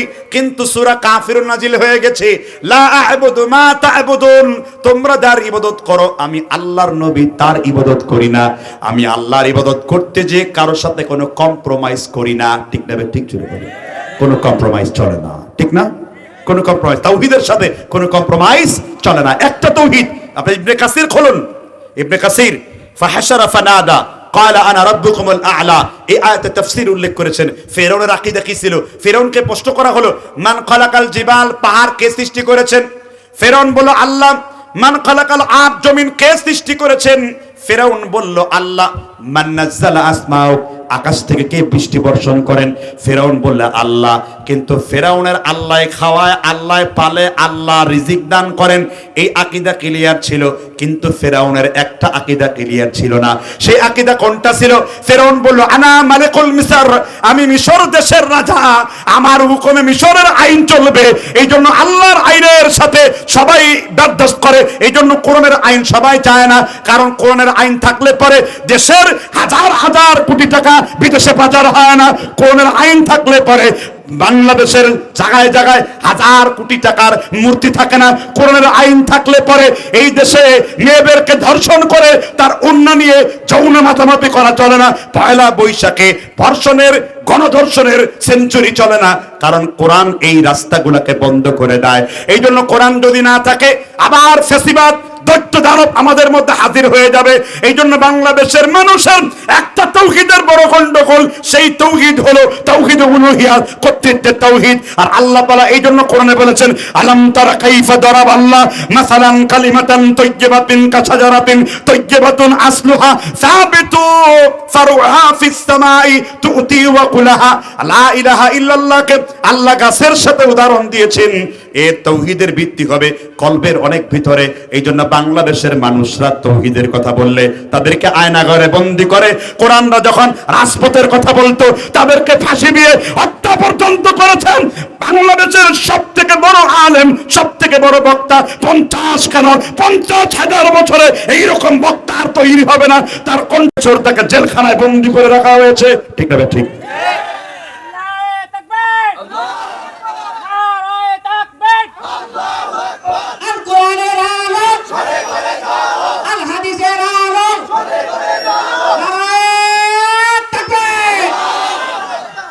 বিপ্লব কি এতই সোজা? বিপ্লব কি এতই মুখের কথা?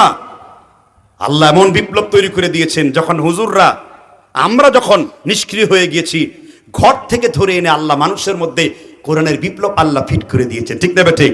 কারণ তাদের কাছে একটাই কবিতা, বিপ্লব মানে জীবন দেওয়া, বসে থাকা নয়, সে কোনোদিন আসবে না রে করো যদি ভয়। বিপ্লব মানে জীবন দেওয়া, বসে থাকা নয়।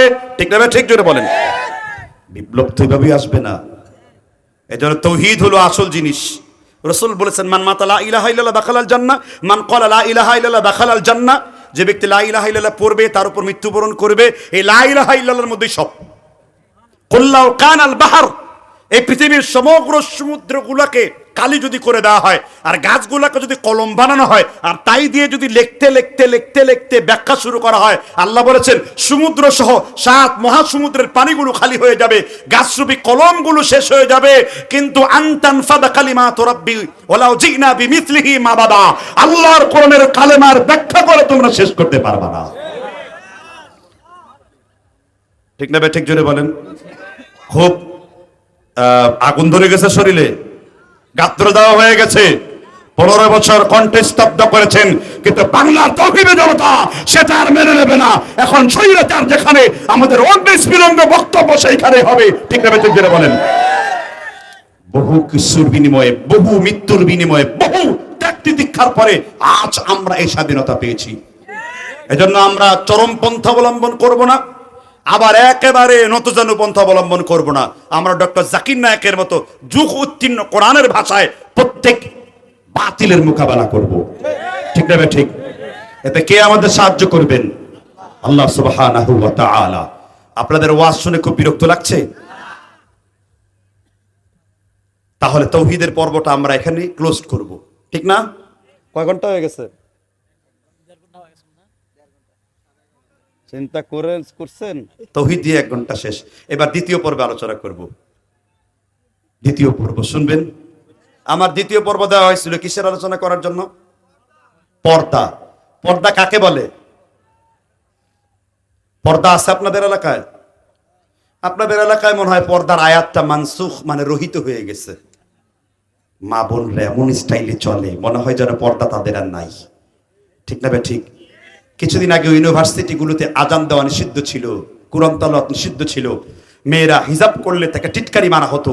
এখন এদেরকে এক একটাকে অপসারণ করে সেখানে আজান দেওয়া হচ্ছে, কুরআন তেলাওয়াত করা হচ্ছে। ইউনিভার্সিটিগুলোতে আবার কোরআনের অস্ত্রের ঝঞ্ঝনানি পরিবর্তন হয়ে এখন সেখানে কোরআনের একটি মাদ্রাসাতে রূপান্তরিত হচ্ছে। সুবহানাল্লাহ। এখন সিরাত মাহফিল হচ্ছে ঢাকা ইউনিভার্সিটিতে, সিরাত মাহফিল হবে। এটা বিজয়, এটা আমাদের জন্য বিজয়, এটা আমাদের কামনা, ইটস আওয়ার এক্সপ্রেশন, এটা আমাদের প্রাপ্তিতা। ঠিক না ঠিক? আকাঙ্ক্ষা ছিল, তামান্না ছিল। পর্দা করা ফরজ না নফল? ইখতিলাফ আছে এর মধ্যে, ইখতিলাফ আছে কয়েকটা মাসআলা। আমিন জোরে না আস্তে? বুকে হাত বাঁধবো না নাভির নিচে বাঁধবো, নাকি তাহতা সুররা তাহতা সান্দুয়া, নাকি হাত বাঁধবই না? ইখতিলাফ আছে রফাইদান করবো না ছাড়বো, 8 পড়বো না 20 পড়বো, 6 না তাকবীর 12 তাকবীর পড়বো। অর্থাৎ মাসআলাগত 14টি মুস্তাহাব বিষয় নিয়ে ইখতিলাফ আছে, কিন্তু মূল বিষয়ে কোনো ইখতিলাফ নাই। মূল বিষয়গুলো নিয়ে এই জন্য কথা বলছি, আমাদের মূল হওয়া দরকার। ঠিক না ঠিক? ইখতিলাফ তো আমার 2 ভাইয়ের ঘরোয়া ঝগড়া, আমরা ঘরে বসে ঠিক করব তাহতা সুররা না আলা সদরিহি, এটা তো ঘরোয়া ঝগড়া। কিন্তু যখন বাতিল, যখন নাস্তিক, যখন মুরতাদ, যখন কাফনচোর, যখন হিজবুত তাওহীদ, যখন কাদিয়ানী, যখন কাফের গোষ্ঠী ইসলামের বিরোধিতা করবে, আমরা তাদের বিরোধিতা করার জন্য তৈরি হয়ে যাব। এটা আমাদের ব্রত হওয়া উচিত। ঠিক না ঠিক? জুড়ে বলেন। আমাকে দ্বিতীয় বিষয় দেওয়া হয়েছিল মহিলাদের পর্দা সংক্রান্ত। পর্দা করা ফরজ সুন্নত না ওয়াজিব কোনটা? কোন মহিলা কোন পুরুষ যদি, বিশেষ করে মহিলারা যদি খাস পর্দা করে জান্নাত আছে না নাই? এই মর্মে আদাবুল মুফরাদের 326 নম্বর পৃষ্ঠার হাদিস, রাসূল সাল্লাল্লাহু আলাইহি ওয়াসাল্লাম বলেন, মহিলাদের মধ্যে যদি 5টি গুণ থাকে, কয়টা গুণ? ইদা সাল্লাত মারআতু খামসাহা ওয়া সামাত শাহরাহা ওয়া হাসানাত ফারজাহা ওয়া আতাআত বা'লাহা দাখালাত আইয়া মিন আবওয়াবিল জান্নাহ। যদি কোনো মহিলা 5 ওয়াক্ত নামাজের হেফাজত করে, যদি কোনো মহিলা স্বামীর খেদমত করে, যদি কোনো মহিলা তার লজ্জাস্থান গুপ্তাঙ্গের হেফাজত করে, জান্নাতের 8টি, জান্নাত একটি, তার স্তর হলো 8টি, জান্নাতের 8টা স্তর তার জন্য খুলে দেওয়া হয়। ফেরেশতারা বলবে কোন দরজা দিয়ে যেতে চাও, সেই দরজা দিয়ে তোমার প্রবেশ করার অনুমতি দেওয়া হয়ে গেছে। আর এখানে মহিলাদের পর্দা করার আগে পুরুষের পর্দার ওয়াজ করার প্রয়োজন আগে, ঠিক না ভাই? ঠিক। এখানে পুরুষ আসতেন কে কে? যারা হাত তুলেন নাই তারা হিজড়া নাকি? আখি বিলকিসের দলের লোক নাকি? হাত না মান, ঠিক না ভাই? ঠিক। সবাই পুরুষ, ঠিক না ভাই? ঠিক। এখন এমন একটা হাদিস অনুবাদ করব যার পরে অনেকগুলো পুরুষ এখানে হিজড়া হয়ে যাবে। কি করব নাকি হাদিসটা? আবু দাউদের ভেতরে এসেছে, আল্লাহর নবী মুহাম্মদ, আল্লাহর নবী মুহাম্মদ এখনো পর্যন্ত দরুদ নেই সাল্লাল্লাহু। বিশ্বনবীর নাম নিলেই আল্লাহর রহমত নাজিল করে দেন। বিশ্বনবীর আগমনের সময় যখন তিনি আমিনার পেটে, তখন কাবা তিনি তার দাদা আব্দুল মুত্তালিব আল্লাহর কাছে ছেড়ে দিয়েছিলেন, ঠিক না ঠিক? যখন কুরাইশদের ব্যবসা বাণিজ্য বন্ধ হয়ে গেছে, আল্লাহ কুরাইশ সূরা নাজিল করেছেন, লি ইলাফি কুরাইশ ইলাফিহিম রিহলাতাশ শিতাই। শীতকালে ব্যবসা খুব ভালো হয়ে গেছে কুরাইশদের। মুহাম্মদ নামটাই হলো সৌভাগ্যের প্রতীক। এই জন্য বিশ্বনবী সাল্লাল্লাহু আলাইহি সাল্লামকে আল্লাহ সবথেকে বেশি মর্যাদা দিয়েছেন। আনাস বিন মালিককে আল্লাহর নবী বললেন, আমার জন্য একটু পর্দার ব্যবস্থা করো, আমি হাজত সারবো, মানে প্রস্রাব সারবো। আনাস বিন মালিক বললেন, ইয়া রাসূলুল্লাহ, পর্দার কোনো ব্যবস্থা নাই। আল্লাহর নবী 2টা গাছ ধরলেন, 2টা গাছের পাতা ধরে টান দিলেন, শিকড় থেকে উঠে এসে গাছগুলো আল্লাহর নবীকে পর্দার ব্যবস্থা করে দিল। বিশ্বনবী হাজত ছেড়ে দিয়েছেন, মানে হাজত ছেড়ে ওঠার পরে গাছগুলো যার যার জায়গায় আবার অটোমেটিক চলে গিয়েছে। বিশ্বনবী বলছেন, ইন্নী আরাকুম মিন ওয়ারাই যাহরিহি, তোমরা নামাজের কাতারগুলোকে সোজা করো, কারণ আমি আল্লাহর নবী সামনে দাঁড়িয়ে তোমাদের পেছনে দেখতে পেতাম। আল্লাহর নবী সামনে দাঁড়িয়ে পেছনে কি দেখতে পেতেন? সুবহানাল্লাহ বলেন। সেই বিশ্বনবী আবু দাউদ শরীফের, নাসাই শরীফের, ইবনে মাজার 3075 নাম্বার। এছাড়া হাদিসটি ইমামে আবু হানিফার কিতাব মুসনাদ আবু হানিফা 1060 নম্বরে বর্ণিত রয়েছে। আল্লাহর নবী সাল্লাল্লাহু আলাইহি সাল্লাম বলেন, সালাসাতুল লা ইয়াদখুলুল জান্নাহ, 3 প্রকার ব্যক্তি আল্লাহর জান্নাতে প্রবেশ করবে না। 3 প্রকার ব্যক্তি আল্লাহর জান্নাতে প্রবেশ করবে না। 1 নাম্বার আক্কু ওয়ালিদাইহি, যে ব্যক্তি পিতামাতার নাফরমানি করবে। 2 নাম্বার হলো আল্লাহর নবী মুহাম্মদ রাসূলুল্লাহ বলেছেন, আদ-দাইয়ুস লা ইয়াদখুলুল জান্নাহ, দাইয়ুস কখনো জান্নাতে যাবে না। 2 নাম্বার কাকে বলেছে? দাইয়ুস। এখন আপনারা বলেন দাইয়ুস কাকে বলে? দাইয়ুস বলা হয় ওই পুরুষকে যেই পুরুষের স্ত্রী 14 জন, হাদিসে বর্ণিত আরো 4 জন, তাফসিরে বর্ণিত আরো 4 জন, মোট 18 জন। 18 জন পুরুষের সাথে একজন মহিলা পর্দা করবে। 18 জন পুরুষ ছাড়া অন্য কোনো মহিলার সাথে চেহারা দেখাতে পারবে না, কণ্ঠস্বর দেখাতে পারবে না। এমন পুরুষকে শরীয়তের পরিভাষায় বলা হয় দাইয়ুস। আপনার মেয়ে যদি খাস পর্দা না করে, আপনার মেয়ে যদি উলঙ্গ হয়ে রাস্তায় বের হয়, আপনার মেয়ে যদি পিঠপেট দেখিয়ে জনগণের বউ হয়ে যায়, আপনি ওই মেয়ের বাপ হয়ে দাইয়ুস, আপনি জাহান্নামী। আল্লাহর নবী মুহাম্মদ রাসূলুল্লাহ বলেছেন যে নিঃসন্দেহে সুয়ের ছিদ্র দিয়ে ওট যেমন ঢুকবে না, আম গাছ জাম গাছ যেমন হবে না, চাঁদ যেমন সূর্য হবে না, সমুদ্র মরুভূমি হলেও হতে পারে, কিন্তু আপনি জাহান্নামে যাবেন এটা নিশ্চিত। কারণ যে ব্যক্তি তার স্ত্রী, তার কন্যাকে পর্দায় রাখতে পারবে না, এই পুরুষকে দাইয়ুস বলেছেন মুহাম্মদ সাল্লাল্লাহু। সে কখনো জান্নাতে দাইয়ুস। এখন আপনার এলাকায় বেশি না কম? কিরকম বেশি?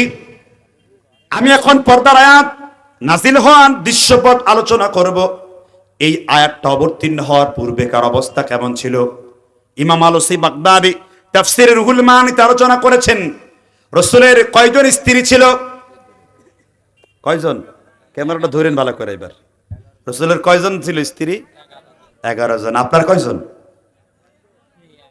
এই যে দেখছেন তো, নিউজ দেখছেন না, একবারে নিউজের পেপারে এসেছে একজন পুরুষ প্রথম বিয়ে করার পরে আবার দ্বিতীয় একটা বিয়ে করেছে। প্রথম বউ তাকে হত্যা করে মেরে ফেলেছে। বাংলাদেশের কত মহিলারা যে মুরতাদ, ধর্মতে কি হবে এই আয়াত অস্বীকার করে।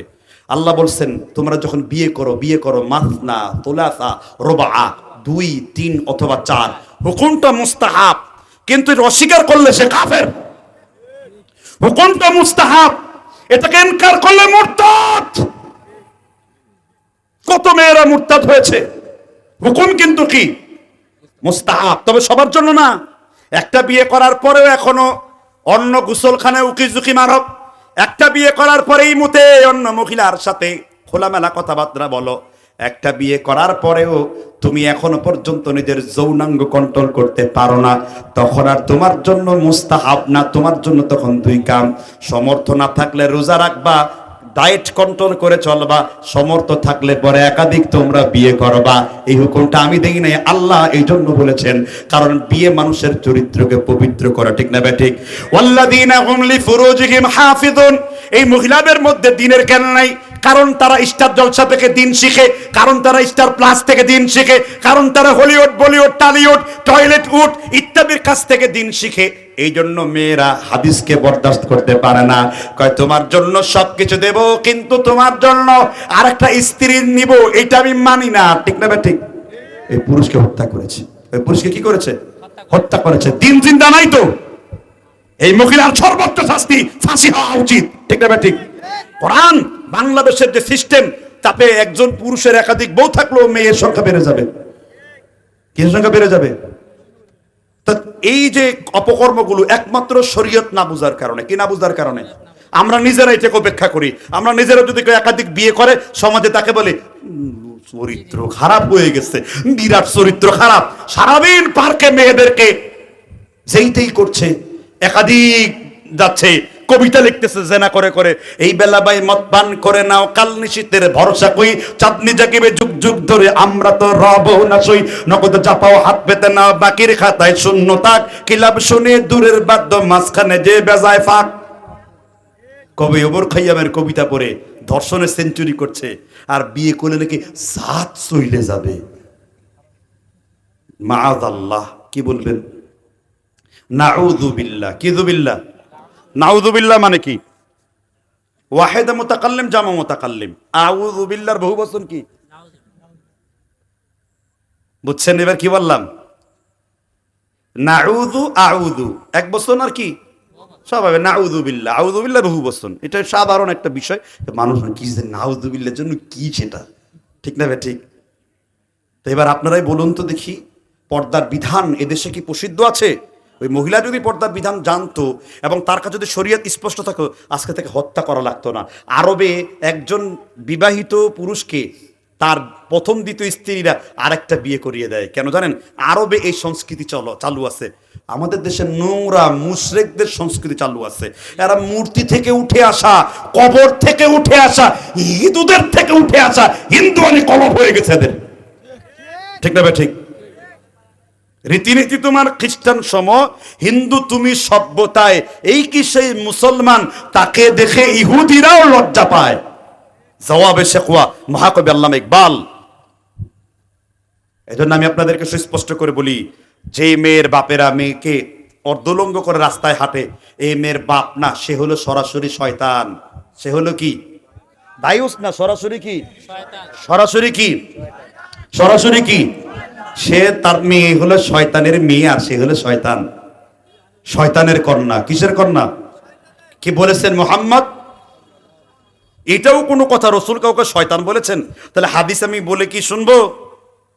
আল্লাহর নবী মুহাম্মদ সাল্লাল্লাহু আলাইহি ওয়াসাল্লাম বিশ্ব নবী বলেছেন, ইবনে মাজাহ বর্ণনা, আল মারউ আওরাত, মহিলা হলো গোপন বস্তু। যখন কোন ফাইদা খরাজা বাইতান, যখন তারা বাড়ি থেকে বের হবে, বিশ্বনবী সাল্লাল্লাহু আলাইহি সাল্লাম বলেন, তারা খাস পর্দা করে বের হবে। হুজুর খাস পর্দা কি? ওই যে একটু পূর্বে রাসূলের স্ত্রীর আলোচনা করছিলাম, এর বক্তব্য দিয়ে এই হাদিস পরে টানছি। উম্মে সালামা রাদিয়াল্লাহু আনহা, নাম শুনেছেন তো? উম্মে সালামা রাসূলুল্লাহ সাল্লাল্লাহু আলাইহি সাল্লাম তার জীবদ্দশাতে 6টা তালাক দিয়েছেন। কয়টা তালাক দিয়েছেন রাসূল? কয়টা তালাক দিয়েছেন? আর হাদিস ফিট করে যে তালাক দেয় সে খুব নিকৃষ্ট, তুই নিকৃষ্ট শয়তান কোথাকার। তোর হাদিস রাসূলের বিপক্ষে গিয়েছে। রাসূল প্রয়োজনে কয়টা তালাক দিয়েছেন? কয়টা তালাক দিয়েছেন? রাসূলের স্ত্রী ছিল কয়জন? 11 জন, আর 3 জন ছিল দাসী। দাসীর ওয়াজ পরে করবো, নাহলে মাথা ঘুরবে। আবার এই ব্যাখ্যা দেওয়া যাবে না এখানে। দাসী আবার কারে কয়? যুদ্ধ করতেছেন মুশরিকদের সাথে, ইসলাম খুব বিরোধিতা করছে, এবার ওদের স্ত্রী তোমার জন্য হালাল, মানে যারা ইসলামের পক্ষে লড়াই করছে তাদের জন্য কি হালাল? সুবহানাল্লাহ বলেন। হুজুর কই আছে? কোরআনে আছে, ওয়াল্লাযীনা হুম লিফুরুজিহিম হাফিযুন ইল্লা আলা আজওয়াজিহিম আও মা মালাকাত আইমানুহুম ফাইন্নাহুম গায়রু মালুমিন ফামান ইবতাগা ওয়ারাআ যালিক ফাউলাইকা হুমুল আদুন। সুবহানাল্লাহ বলেন। যারা নিজের স্ত্রী আর মালিকানাভুক্ত দাসী, মালিকানাভুক্ত দাসী হলো ইসলামের জন্য লড়াই করছেন মুশরিকদের সাথে। কাদের সাথে? এখানে মিসকনসেপ্ট নেবেন না। এখন ইসলামের জন্য লড়াই করলো নৌকা পার্টির সাথে, তাদের স্ত্রী আবার আপনার গনিমতের মাল হবে, এই ফতোয়া কিন্তু নেওয়ার সুযোগ নেই। কারণ তারা তো আল্লাহকে বিশ্বাস করে, তার রাসূলকে তো বিশ্বাস করে নাকি। তবে সেটা হাতে গোনা 2-1 জন আর কি, আর সবই ওই দলের, ঠিক না?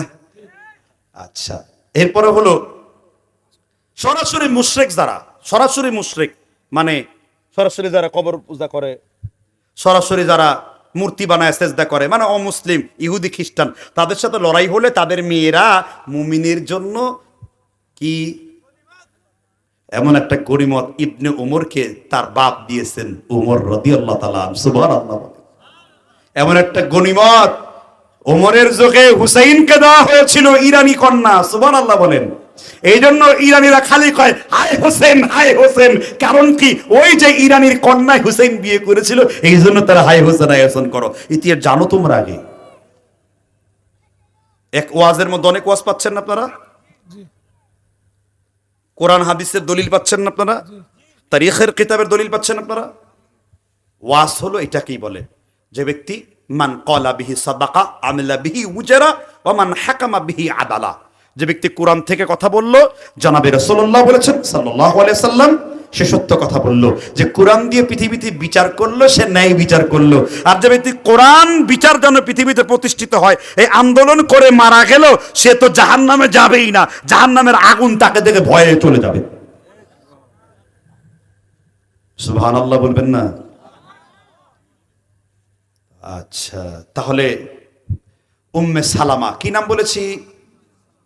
মদিনার একটা বাজারে গেলেন। কিসের বাজার?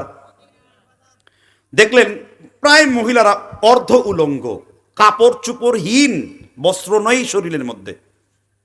ওই রাত্রিতে তিনি চিন্তা করলেন, যদি এমন বিধান থাকতো যে মহিলারা বস্ত্রাতীত হয়ে বাইরে বের হতো, কতই না ভালো হতো। কোরআনের আয়াত নাযিল হলো, ওয়া উল্লি আসওয়াজিকা ওয়া বানাতিকা ওয়া নিসাইল মুমিনিন ইউদনিনা আলাইহিন্না মিন জালাবিবিহিন্না। সুবহানাল্লাহ বলেন। বিশ্বনবী সাল্লাল্লাহু আলাইহি ওয়াসাল্লামের স্ত্রী বলেন, পরের দিন বিকেল বেলায় মদিনার বাজারে গিয়েছি। কোরআনের এই আয়াত অবতীর্ণ হওয়ার পরে আমি গোটা মদিনাকে দেখলাম মিসলালুল বরাক, কাকের মতন কালো মহিলারা হয়ে গেছে। কাকের যেমন কোনো অঙ্গে আর সাদা নাই, পুরোটা যেমন কালো। কোরআনের এই আয়াত মদিনার মহিলাদেরকে এমন ভাবে ভাসিয়ে নিয়ে গেছে, এখন তারা খাস পর্দা করে, তারা আর রাস্তায় এইরকম করে বের হয়ে যায় না। আমার মা বোনদেরকে বলতে চাই, তোমার যে অংশে, তোমার যে অঙ্গে কোনো পুরুষ যখন বদনজর দেয়, রাসূল সাল্লাল্লাহু আলাইহি সাল্লাম বলেছেন আপনারও শালী আছে, আল্লাহর নবীরও শালী আছে। আল্লাহর নবীর শালীর প্রায় 100 বছরের বেশি বয়স হয়েছিল। ইবনে জুবাইর রাদিয়াল্লাহু তাআলা আনহুর মা আম্মা আয়েশা সিদ্দিকার বোন, তার নাম ছিল আসমা বিনতে আবি বকর রাদিয়াল্লাহু আন। আল্লাহর নবী ইন্তজার করতে যাবেন দুলাভাইকে, জিবরিল বললেন, আপনি আসমার দিকে তাকাবেন না। কি জন্য? কারণ আসমা পাতলা কাপড় পরিধান করেছে।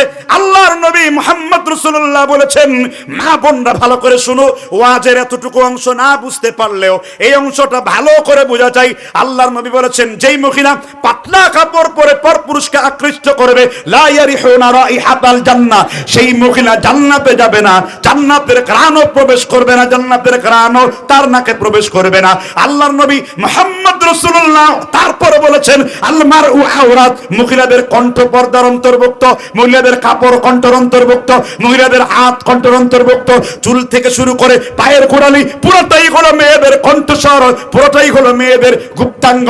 এই জন্য আল্লাহর নবী বলেছেন, যখনই তোমরা রাস্তায় বের হয়ে যাবে, ফাইদা খরাজা বাইতান, বাড়ি থেকে যখন বের হয়ে যাবে তোমরা খাস পর্দা করো। যদি না করো, রাসূল বলেন, ওয়াতুকবিল ফি সূরাতি শাইতানিন, সে শয়তানের সূরত ধরে রাস্তা বের হয়। ওয়াতুকবির ফি সূরাতি শাইতানিন, আবার মানুষের ইজ্জত নষ্ট করে, মানুষের চোখ নষ্ট করে, যুবকদের ঘুম হারাম করে, বৃদ্ধদের 12টা বাজিয়ে এলাকায় লাফাঙ্গাগিরি করে দায়ুস হয়ে ঘরের মধ্যে ফিরে এসেছে। রাসূল বললেন, এটা তোমার মেয়ে নয়, এটার নাম হলো সরাসরি শয়তান। আছে না এরকম মহিলারা আপনাদের এলাকায়? আছে। বলেছেন মুহাম্মদ, আপনার স্ত্রী কি পাবলিক টয়লেট? হ্যাঁ, আপনি যে চরিত্রহীন, আপনি যে কাপুরুষ, সালসার বোতল আর ওই যে ময়দার হারবাল খেয়ে পুরুষত্ব ফিরে পাওয়া যায় না। তুমি যে পুরুষ হয়েছো তার প্রমাণ হলো তোমার বিবিকে ঘরের মধ্যে পর্দা সহকারে যেতে হবে। বাইরে গেলে ওয়াকারনা ফি বুয়ুতিকুন্না ওয়ালা তাবাররাজনা তাবাররুজাল জাহিলিয়াতিল উলা, তারা যা জাহিলি যুগের মতো নিজের রূপ লাবণ্য মানুষের নিকট প্রকাশ না করে। পারবেন? পেরেছেন? এজন্য কবি মুহিব খান একটা সুন্দর কথা বলেছেন, এসো নারী এসো স্বর্গেরই পথে দুজকের পথচারী। ঠিক না? ঠিক জুড়ে বলেন, স্বর্গের পথে আসতে হবে দুজকের পথ ছেড়ে। এজন্য আমি বলছি, মা বোনদের সহ এখানে যারা ভাই রয়েছেন, প্রত্যেকের মেয়েদেরকে খাস পর্দায় করাবেন। কি পারবেন তো ইনশাআল্লাহ? আমার মনে হয় ওয়াজের বেশি অংশ আপনারা বুঝে ফেলেছেন।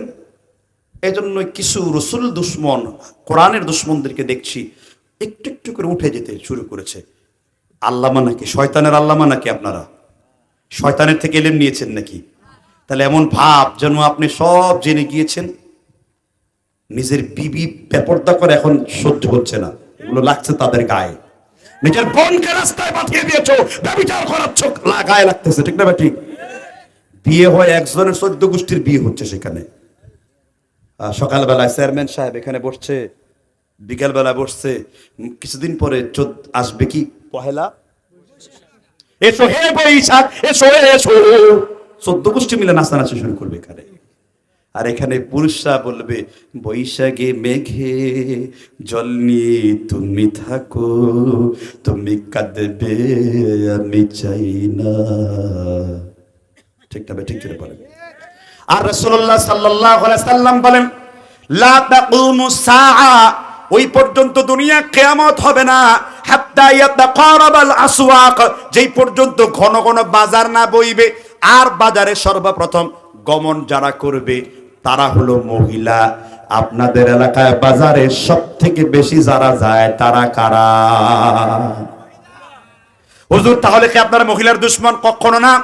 আপনার চরিত্র যদি খাবেজার মতো হয়ে যায়, আপনার চরিত্র যদি আম্মা জান আয়েশা সিদ্দিকার মতন হয়ে যায়, আপনি আমার দিনী বোন, বিশ্বনবী সাল্লাল্লাহু আলাইহি সাল্লাম বলেন, একজন নেককার মহিলা যেই উন্না পরিধান করবে, যেই জামা পরিধান করবে, তার পরনের বুতামকে এক পাল্লায় করা হবে, গোটা দুনিয়ার সব সম্পত্তিকে এক পাল্লায় করা হবে।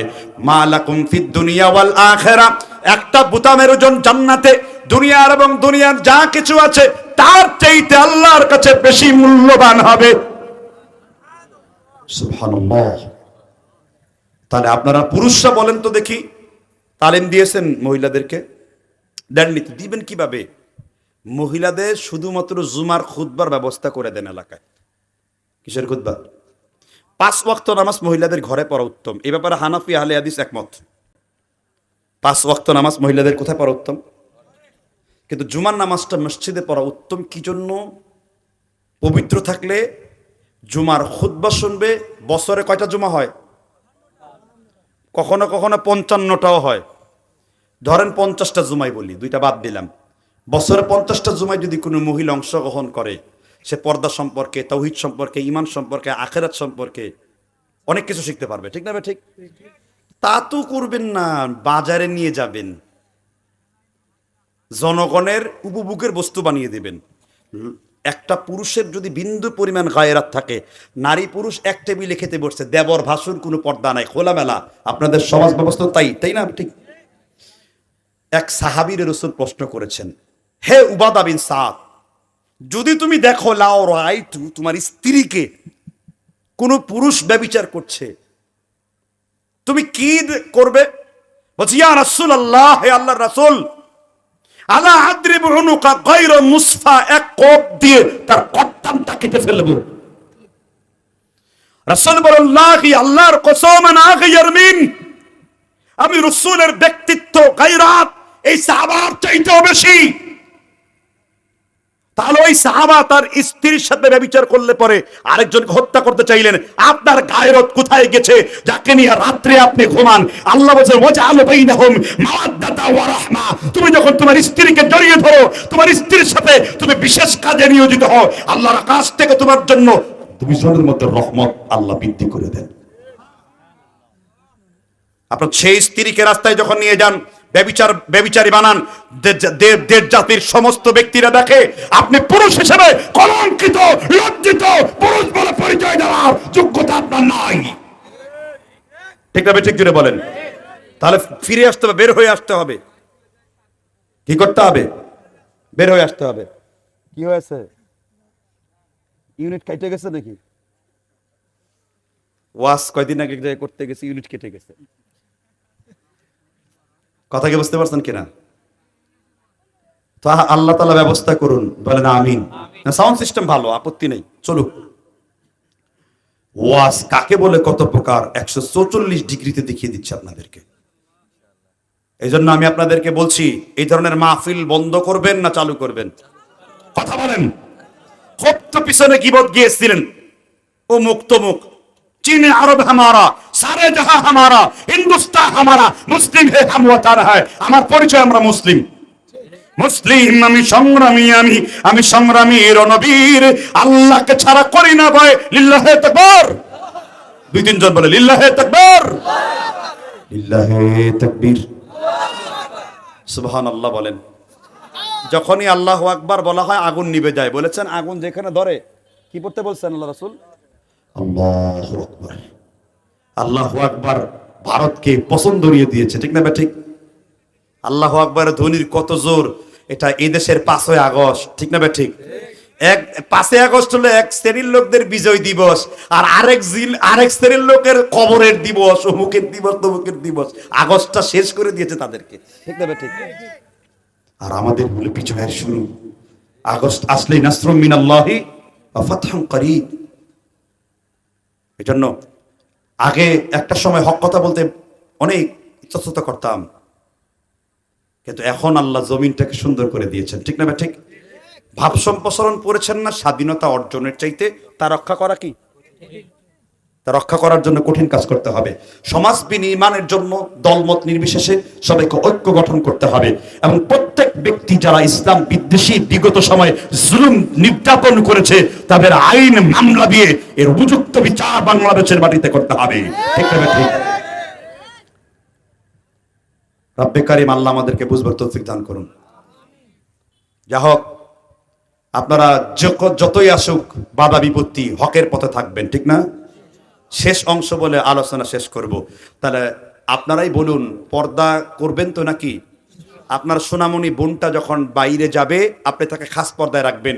আমি আমার প্রিয় মা, প্রিয় বোনকে বলবো, হে বোন, হে প্রিয় মা, তোমাকে আমি বলছি, আল্লাহ রাসূলের সেই হাদিসটি স্মরণ করিয়ে দ্বিতীয় পয়েন্ট যাব।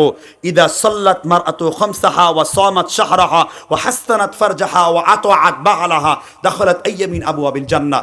5 ওয়াক্ত নামাজের হেফাজত, স্বামীর খেদমত এবং খাস পর্দার হেফাজত এবং রমজানের রোজা, এগুলো রাখলেই রাসূল বলেছেন জান্নাতের যে কোনো দরজা দিয়ে তুমি প্রবেশ করবে। প্রবেশ করান আপনার মা বোনকে, ঠিক না? তাহলে আপনারা পুরুষরা সচেতন হন। আমি পুরুষদেরকে বলছি, একজন পুরুষ হলো ঘরের কর্তা। একটা হাদিস আছে না, কি জানো, আলা কুল্লুকুম, হ্যাঁ, মানে প্রত্যেক জবাবদিহিতার জিজ্ঞাসাবাদ হবে। আল্লাহ কুল্লুকুম রাঈন, প্রত্যেকে ওই দিনস্ততার ব্যাপারে জিজ্ঞাসা করা হবে। আমাকে জিজ্ঞাসা করা হবে আমার কন্যার ব্যাপারে, আমার ভাতিজির ব্যাপারে, আমার ভাগ্নির ব্যাপারে, আমার বোনের ব্যাপারে। হ্যাঁ, আমি পর্দার জন্য শাসন করেছি, তাদেরকে বেত্রাঘাত করেছি। কয় বেত দিয়ে মারা নাকি হারাম। কোথায় লেখা আছে হারাম? কোথায় লেখা আছে হারাম? জানা না লেখাপড়া? এরকম কাউরে মারতে প্রয়োজন পড়লে তার চেহারায় মেরো না। আল্লাহ তাআলা আদমের চেহারাটাকে আল্লাহ নিজের হাতে তৈরি করেছেন। ফি আইয়ি সূরাতিন মা শাআ। যদি স্ত্রী কথা না শুনে বেত্রাঘাত করা জায়েজ শরীয়তের কারণে। কিসের কারণে? আপনার সাথে তার পর্দা ফরজ, কিন্তু আপনার ছাড়াও তার পাতলা কাপড় পরে বাইরে যেতে মনে চায়, মাজাক্কালি সানিয়া মির্জা পরে উড়তে মনে চায়, ঘুরতে মনে চায়, তার মানে তার মধ্যে পরকীয়ার জীবাণু আছে। কিসের জীবাণু? ঠিক না বে ঠিক? অনেক পুরুষরা বিয়ে করার পর দাড়ি কাটে, কয় আমাদের স্ত্রীর অনুমতি দেয় না। আহারে পুরুষ রে, ঠিক না বে ঠিক? আহারে কি পুরুষ, এমন বাজে পুরুষ আমাদের দরকার নাই, ঠিক না বে ঠিক? স্ত্রীকে কু আনফুসাকুম ওয়া আহলিকুম নার, নিজে জাহান্নামের আগুন থেকে বাঁচো, পরিবার পরিজনকে জাহান্নামের আগুন থেকে বাঁচাও। তাহলে শেষ পয়েন্টে আমি আলোচনা শেষ করে দেব। শেষ পয়েন্টটা হলো সাদাকা, সদগায়ে জারিয়া। কি জারিয়া? এই যে মাহফিলটা করছেন এটাও সদগায়ে জারিয়া হবে। কতক্ষণ? যতক্ষণ পর্যন্ত, যেমন আজকের রেকর্ড হলো, লাইভ হলো, ইউটিউবে যাবে, এগুলো ভিডিও করা হবে, একটা সময় লাখ লাখ লোকের কাছে চলে যাবে।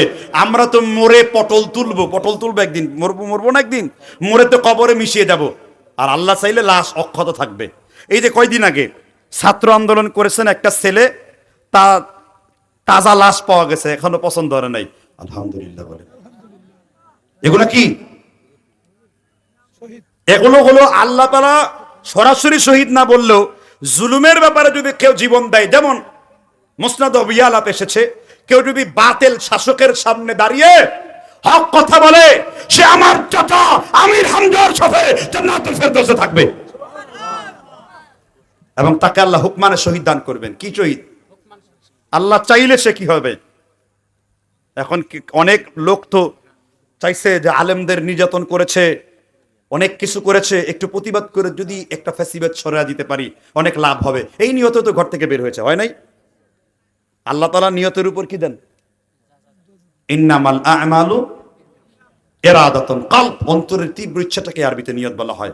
ইবনে হাজার ফাতহুল বারি প্রথম খণ্ড 26 পৃষ্ঠা।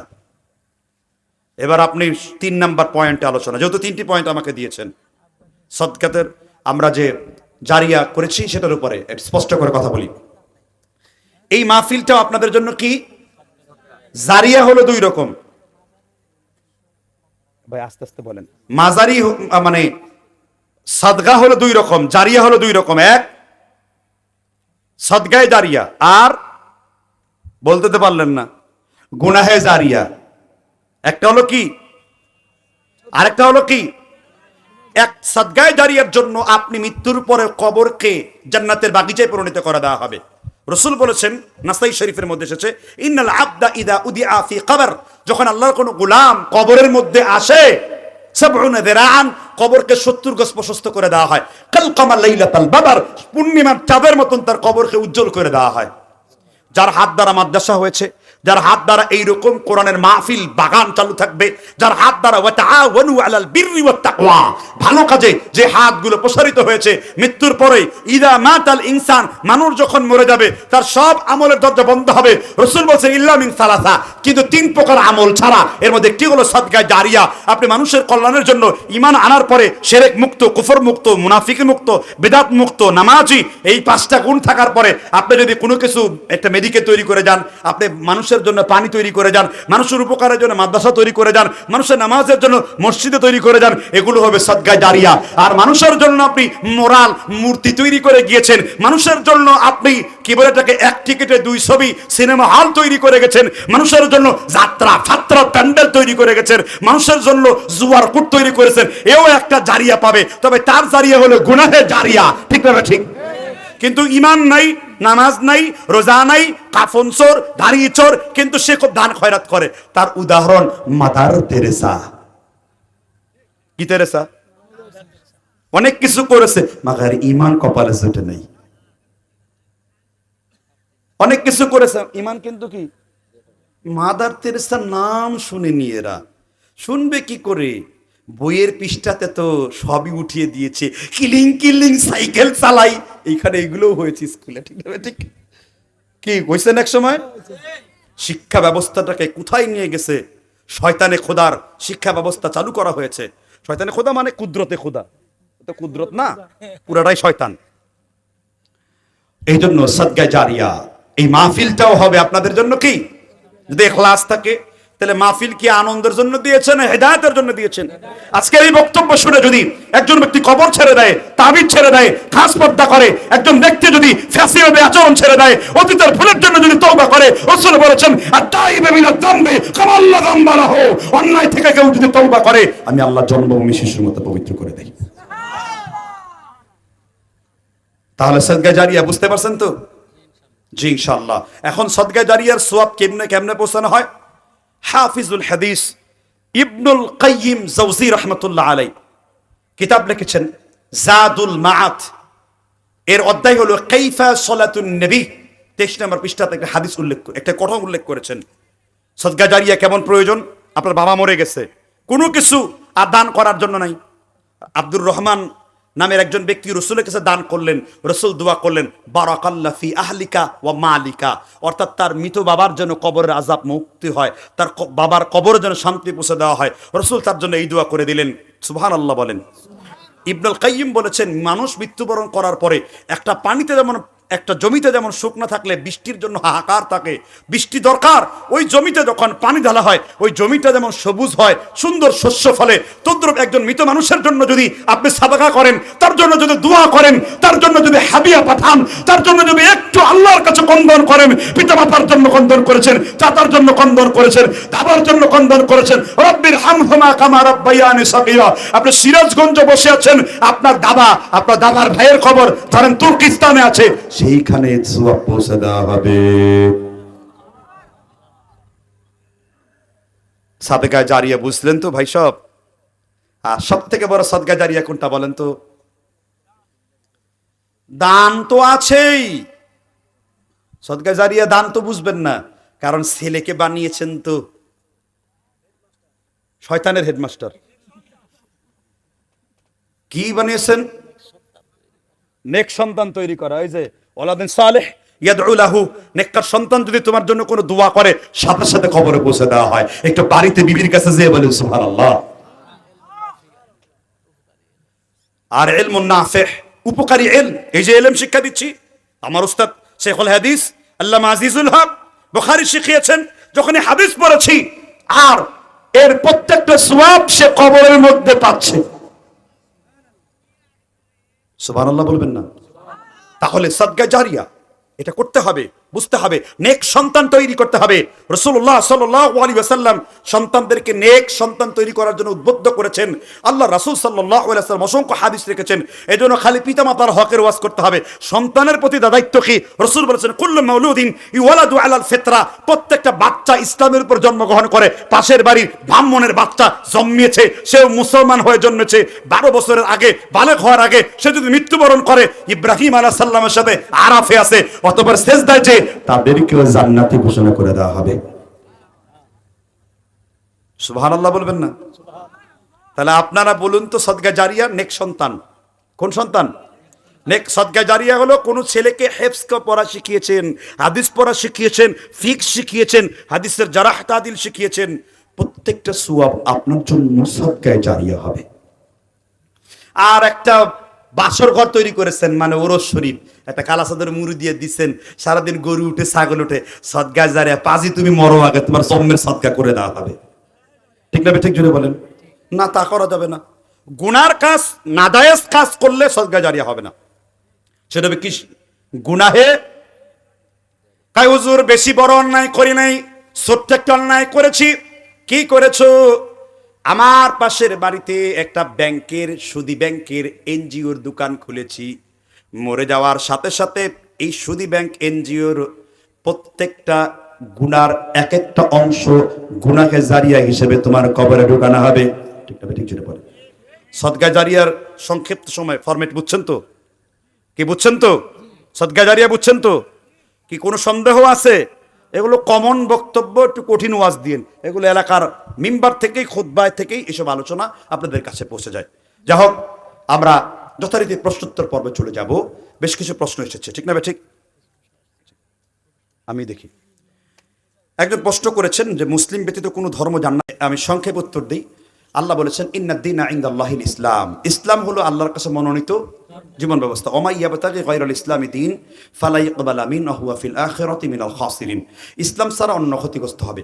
আল্লাহর রাসূল আগমনের আগ পর্যন্ত যে ব্যক্তি ঈসা আলাইহিস সালামের দিন অনুসরণ করে চলেছে, এবং ঈসা আলাইহিস সালামের আগে যারা মুসা আলাইহিস সালামের দিন অনুসরণ করে চলেছে, এবং মুসা আলাইহিস সালামের আগে যারা ইব্রাহিম আলাইহিস সালামের দিন অনুসরণ করে চলেছে, প্রত্যেকেই তার স্ব ধর্ম অনুযায়ী জান্নাত লাভ করবে। কিন্তু রাসূলুল্লাহ সাল্লাল্লাহু আলাইহি ওয়াসাল্লামের নবুয়তি পাওয়ার পর থেকে, উনি নবী হিসেবে আগমন করার সময় থেকে, এরপরে আর কোনো ব্যক্তি অন্য কোনো ধর্মের অনুসরণ করলে সেটা গ্রহণযোগ্য হবে না, সেটা বাতিল বলে গণ্য হবে। কেননা রাসূলুল্লাহ সাল্লাল্লাহু আলাইহি ওয়াসাল্লামের নবীয়তি যে শ্রেষ্ঠত্ব, এটা প্রমাণের জন্য ঈসা আলাইহিস সালাম আল্লাহর কাছে দোয়া করেন, আল্লাহ আমাকে শেষ নবীর উম্মত বানিয়ে নাও। আল্লাহ রাফা আল্লাহ ঈসা, আল্লাহ ঈসাকে এই জন্য উপরের দিকে উঠিয়ে নিয়েছেন। আবার দুই কাঁধের ফেরেশতার উপর ভর করে ঈসা আলাইহিস সালাম চতুর্থ আসমান থেকে তিনি পৃথিবীতে অবতরণ করবেন। তার মানে এক কথায় বলা চলে, ইসলাম ছাড়া অন্য কোনো ধর্ম এখন মানলে সে জান্নাতে যাবে না। সে যতই ভালো লোক হোক, খুব ভালো লোক হলে পরে আবু তালিবের মর্যাদায় যাবে, খুব খারাপ লোক হলে আবু জেহেল এবং ফেরাউনের সাথেই পাশের ঘরে থাকবে ইনশাল্লাহ। কি উত্তর পাইছেন তো? এগুলা বিস্তারিত ওয়াজের প্রয়োজন। মাজারের উদ্দেশ্যে দান করা কি? না, মাজারের উদ্দেশ্যে শুয়োর দান করাও হারাম। মৃত ব্যক্তির নামে মাজারের উদ্দেশ্যে কি দান করাও হারাম? শুয়োর দান করাও হারাম। শুয়োর কি হালাল তাহলে?